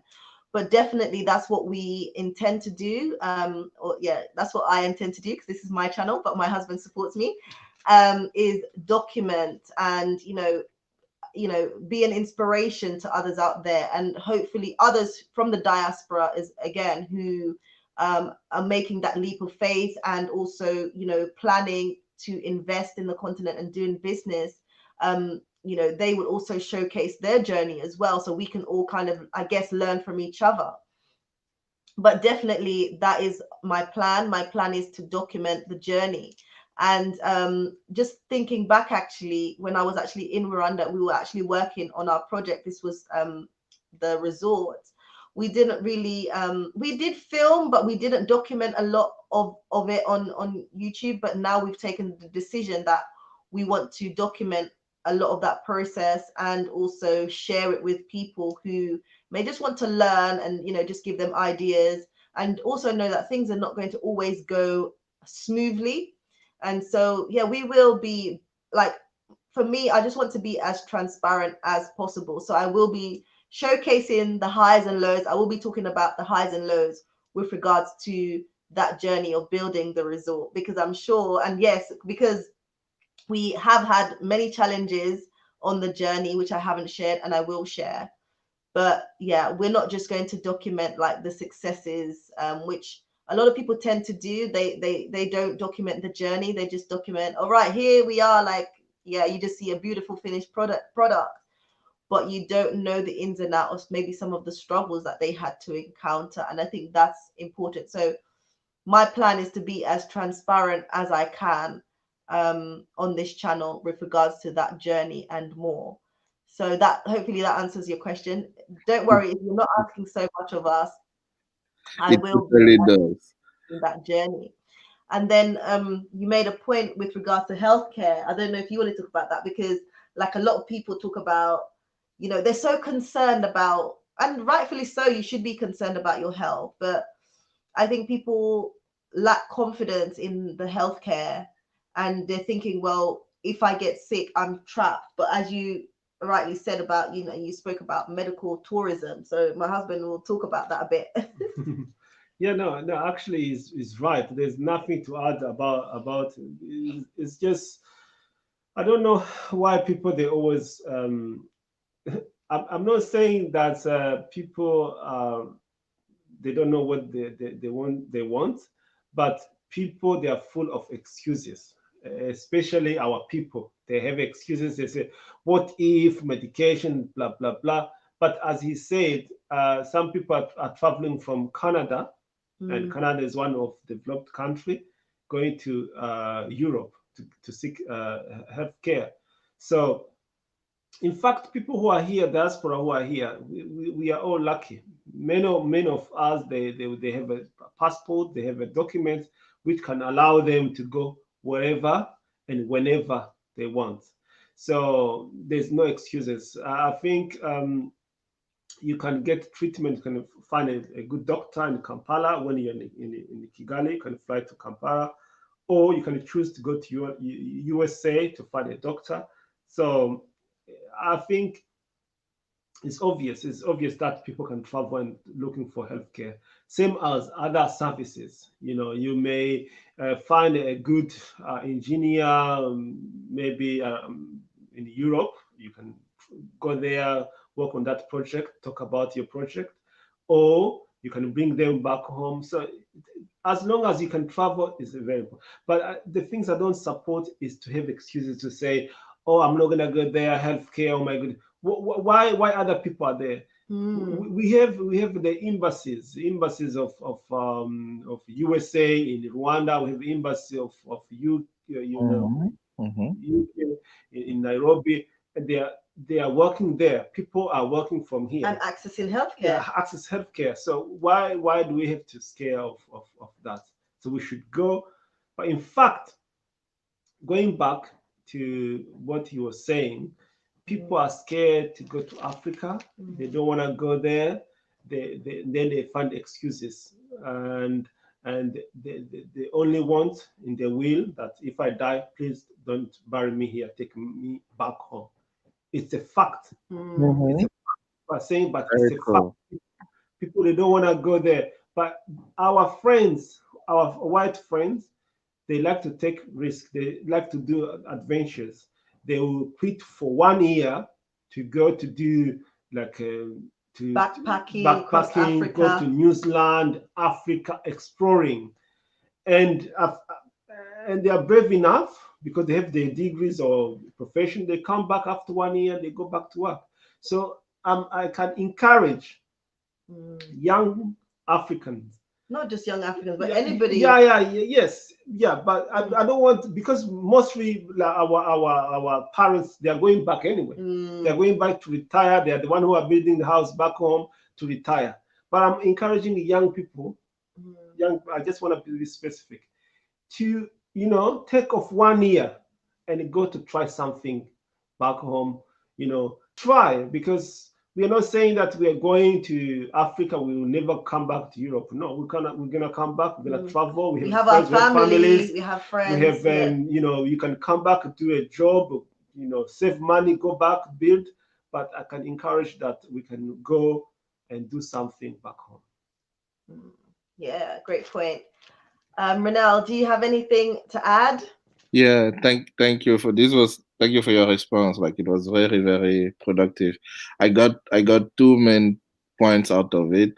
Again, this idea that I got two things that are going to help me when I'm going to discuss with my diaspora African friends. Yeah. The first thing is really this idea of 1 year exploration. I never used that argument. But you are right. Your husband made a very nice point. Like, hey, you are so scared. Like, why don't you think about this as an adventure? Take 1 year. If 1 year is too much, like take a few months. Like, people even travel, and some of them I knew travel to some other places on work visa permit. So I have some of them who went to Japan, for example, and they spent like a few months there on work visa permit. And I never thought to myself to say, okay, you were able to do a work visa permit to Japan. Why not do a work visa permit to Uganda, to Rwanda to Angola. So this is a very nice point. It gives me an argument. Thank you for that. Yeah, it's true. To be honest, we should take a risk and go and explore. It doesn't matter. It doesn't matter that even if you don't like, come back. That's a good experience. Mhm. I can encourage, at least for us, we're born on a continent, we've been exposed Yes. there. But I can encourage our sisters or brothers who never been to continent before, just go there and explore. Same as, some people, they end up in the country, they think it's good, and then they start to say, oh, Africa is not good at all, blah, blah, blah. Maybe if they try South Africa, they could fall in love with South Africa. Mhm. Go there and explore. Take 1 year off and go there and explore and feel if you're connected. If you're connected, if learn, assimilate with Local people, the culture. Know what's going on, learn, and then make a decision. You made a good point about the fact that, like, someone will. It's important, I think, to explore the continent. As I said earlier, you're having people who just up and leave and go to one particular place, and then finding that they're not liking it, so they take to social media and start to kind of just rant about what they're not liking. And for some people it works, just kind of going there and they know, okay, this is where I want to be. But that's not the case for a lot of people. And so a good strategy, I think, and as you've mentioned, is going and saying, you know what, I'm going to explore these countries. I know it can be a little bit pricey, but I'm going to explore these countries and see which one I really connect with. And I can see myself being there and really making a contribution, Like and being happy. For me, I'm dying to go to West Africa. I'm from East Africa, but I would love to go to Cameroon. They have ambience. I love to Senegal. I love to go to Ghana. I know you've been to Ghana. I've been saying that, but I would love to go there because I know they are beautiful countries. I may even fall in love. I say, you know what? I may even have some, experience from East Africa, and then when I'm in West Africa, I may say, you know what? Sorry, I'm not going back to Rwanda. Douala and enjoy that ambience and mingle with people from there. So I think we African, we should really change our mindset. That's what I can say. We should change our mindset. We shouldn't. Trust me. Let me talk about Africans. Mostly, when I'm with my friends, we are talking about politics or our government's not changing, blah, blah, blah. We are politicians than business people. We don't talk much about business. We are talking about, we have a problem, this president has been there. You know what? Like German, this chancellor, I'm not saying that in Africa they should be dictators and dictatorship. No, I'm saying that we shouldn't concentrate only on politician. We should also think about the economy and how we can invest, how we can do business among us, how we can, maybe if I meet someone from Nigeria, I can ask how's Nigeria, maybe I can start some business there. Because also Chinese are there, Lebanese are there, French are full in the Ivory Coast. They are packed, same as English people. They are in Kenya. They are everywhere. Uganda. They are in Uganda. They are in doing South business Africa. and they're successful. So why can't we? Yeah. Because, like you said, they go there. Sorry. But, sorry. Yeah, I'm sorry. Like, keep going. No. That's okay. No, what I'm saying is that we should. They are there. People are there. Are packed. In fact, when you're in Kigali these days, before this pandemic, you were like, wow. Yeah. You see, like, I saw wow, that foreigners packed. More and more foreigners are coming and investing. Having fun, and they're working and investing, and oh my days. Do you remember you ask people who owns this house? I said, oh, it's a Swiss man. Thank you, it's a Swiss man. And then people, trust me, people are doing better. Sometimes when you go home, you can see your friends, your colleague, uh, they own houses, no mortgage. They're making progress. Yes, yes. But here, people are, they're struggling. We're stuck. We're on the wheel. We're tired. We don't want to. You just drive a little bit, you get a ticket. You turn around, there's a bill. Yeah. You everything's expensive. But back home, people own the house, own cars, they own everything, they own land, they own everything. It's their own thing. They are happy. People can afford, many of them, they can afford to send the children even to study in the big universities in the USA or UK or anywhere because they have money. That's it. Yeah, but here, yeah, I don't know, but you can say anything. No. I was saying that that's a great point what you say about like people in Africa being able to send their children to private school even abroad. You know what I mean? So then us here, like in Europe and the Americas, like all we're paying month by month, bills. They just keep rolling in. You don't like maybe own the house. You just keep paying. You're just paying a mortgage. Like in Africa, you have the opportunity to own land and build your house that you don't have to pay any mortgage whatsoever. Yeah. And be able to have a better quality of life if you plan and be strategic about what you're doing, connect with the right people in business.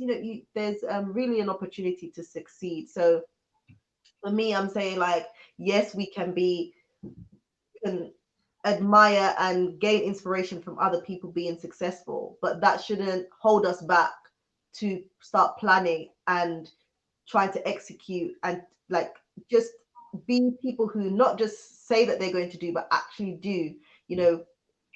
Bring forth those actions.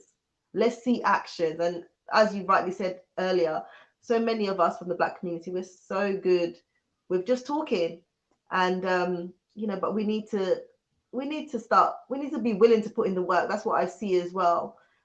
People, when you talk about putting in the work, they can put the work into other people's companies. Like a lot of the Black communities, we work for other people. We put the work in, whatever is required for us to keep our jobs. But why not invest that time and energy into our own businesses if that's what we want to do? Because as people have rightly said, not everybody has that entrepreneurial mindset. But Renelle, is there anything you want to say? Because we're about to finish up now. Yes, just to I'm happy that I jumped in today because I have like a few points that I have to say. They're going to come out like randomly. So first of all, I want to say yes, I'm very happy that I had this perspective from Yarabi today. This idea, this new actually, I'm getting even a new perspective.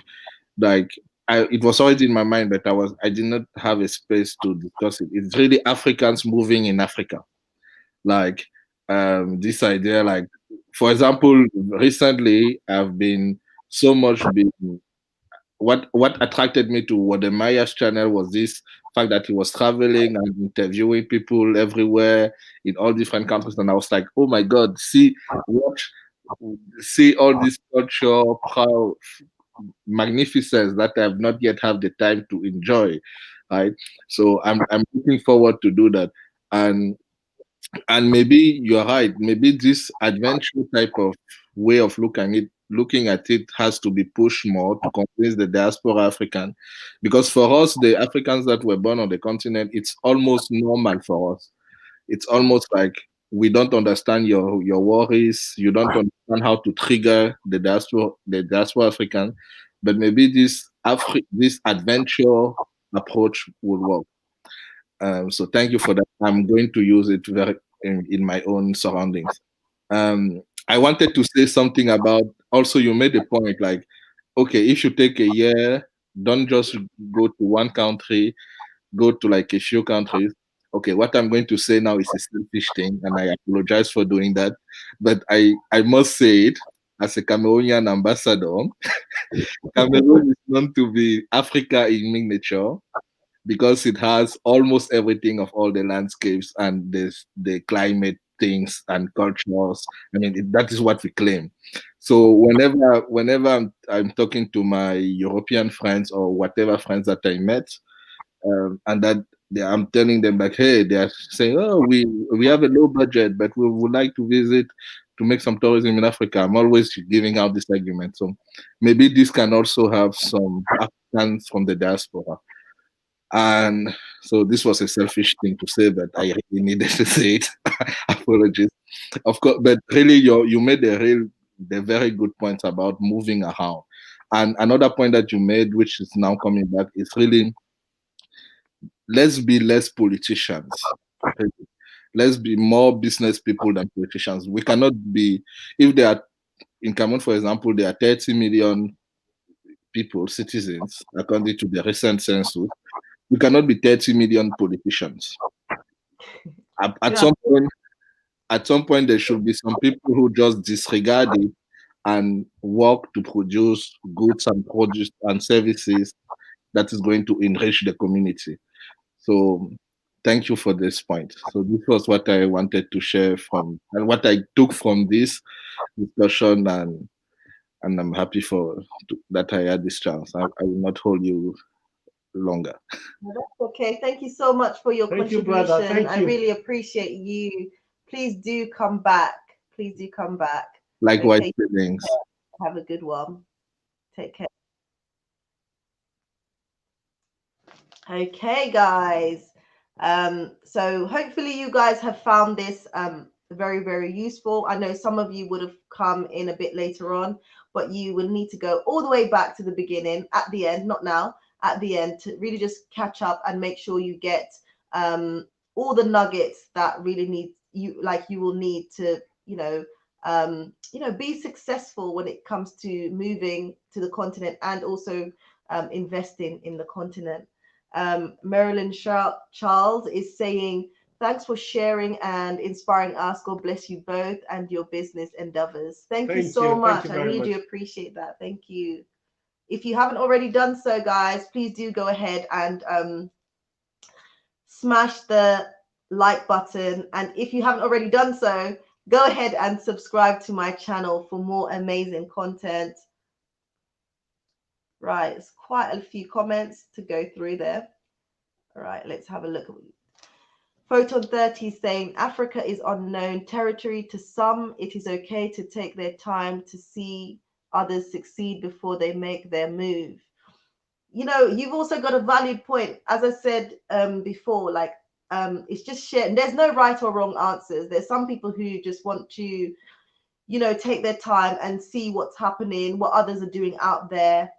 That will help them maybe strategize. So it's like having a mentor. Yeah, exactly. So we're not knocking anybody who just wants to kind of sit and watch and then basically strategize, because there's no wrong or right answer with that. But yeah, you're right, Photon 30. Dominique Luro is saying, I will go check out Sudan after leaving when I was a kid, but the heat is hot. But I will see. Thanks. We're having more of you join. Hi, welcome. Where are you guys all coming from? We're about to round up now. Oh my goodness. But if you guys, coming in want to say anything regarding the topic actually is, sorry guys, hold on. I'll put it there on the screen. Are you waiting for others to be successful in Africa before making a move? If you do want to make a contribution, please do come in. I'm sending out the link one last time. Otherwise, we will be rounding up soon. You'll have to go back to the beginning to see basically what we were talking about. Some really great nuggets were dropped. So if you missed it, definitely you have to go back. You have to go back. Right. Roshan Johnson saying that's what we plan to do, explore different countries first. I think that's such a good idea. Explore a few countries and then decide where you want to go. For me personally, I don't agree with just picking up and just going to one particular country, but I don't knock other people who decide to do that. That's their decision.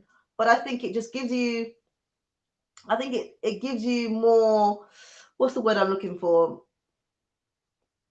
Exposure when you visited various places, and then you can make a decision that way. Felicia is saying, I am a Ghanaian to visit Rwanda. Welcome, come to Rwanda. Yes, Yeah, yes. we'll be there in a couple of weeks. And yeah, anybody wanting to come, please do connect with us. Our email, or my email, will be in the description bar. So please do reach out to me. And welcome, Felicia, to Rwanda. Roshan Johnson is saying, my husband has lived and worked in Mali and Mauritania, and he loves Mali. Wow. Mali's beautiful. I'm yet to visit there, but I think definitely it's on my list. True. Oracles of the Bantu people. Greetings, family. Greetings to you as well. Hi.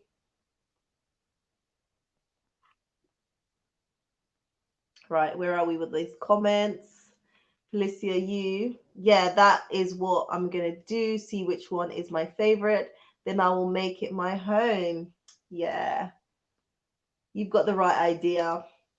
Barry S is saying thank you, God bless you. God bless you too. Felicia saying good vibes, good vibes.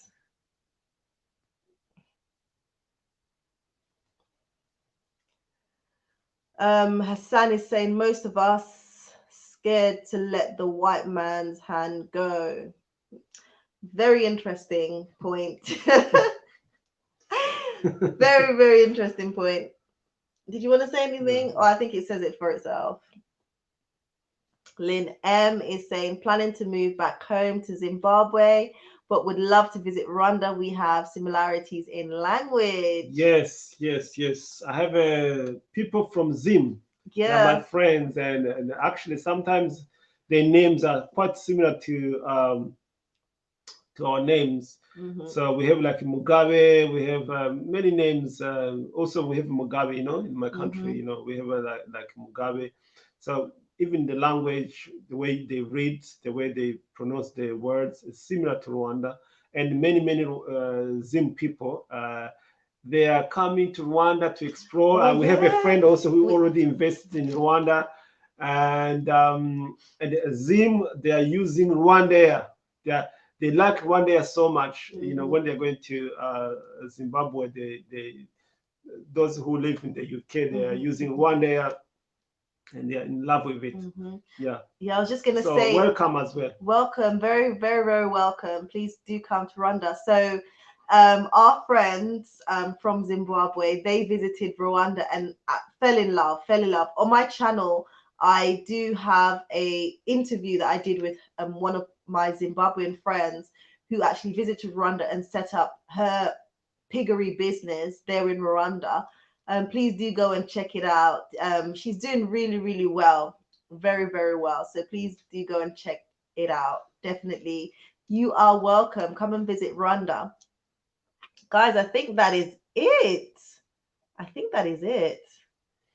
Wow. Guys, if you haven't already done so, please do give this stream a thumbs up. I would really appreciate that. And if you haven't already done so, and if you're new and you keep coming back, what are you doing? Go and smash that subscribe button. Free. It's free. Absolutely. Absolutely free. And you're helping to support my channel, boosting my channel. Yeah, we're on the road to 2,000K. I think at the moment we're at 1,700. And I do appreciate every single one of my subscribers. Thank you guys so much for the love and support you guys keep giving me on this channel. You don't understand how much that is encouraging. I see your emails, I see your comments. I really do try to get through all of your comments. I do read them. And with regards to email, obviously, because I get a lot of emails, it may take me some time to get back to you, but I do try my best to answer all my emails. That is important. I think, yeah, that's it for now, guys. I just want to say thank you so much for tuning in. I really do appreciate it. Seriously. We'll definitely check it out. Thank you both. Great job. Thank you too, Lynn. Thank you. So I think that's it for the evening. It's nighttime here in the UK, and yeah, looking forward to getting back to our live in Rwanda very, very soon.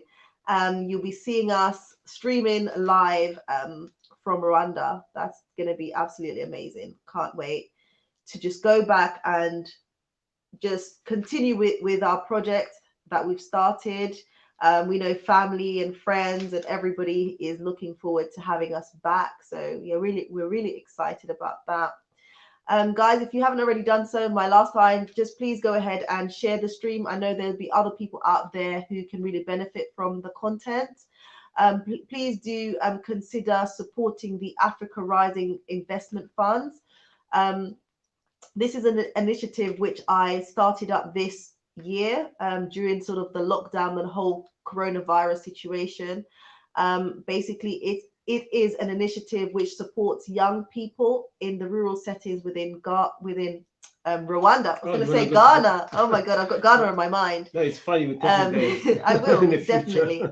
So this initiative basically supports young people in the rural settings in Rwanda. So it targets those young people who have business ideas and they basically need some investments to get their business going. All right. So you can donate via the GoFundMe page, which I've created, and also via PayPal. You just leave a reference in the Africa Rising Investment Funds via PayPal. The details will be in the description bar. And for those of you interested in relocating and investing, I do offer consultation services. So please do go ahead if you're interested to just send me an email and then we'll set up a Zoom or a phone consultation. But thank you guys so much. It's been lovely. Thank you guys so much. I really do appreciate every single one of you. Did you want to say anything before we close? Thank you very much, and thank you for inviting me again to your channel. Yeah, it's always a pleasure having him on. He supports my channel, and for that I appreciate. So thank you. Good night from the UK, everyone. You guys all take care and see you in the next one. Take care now. Bye.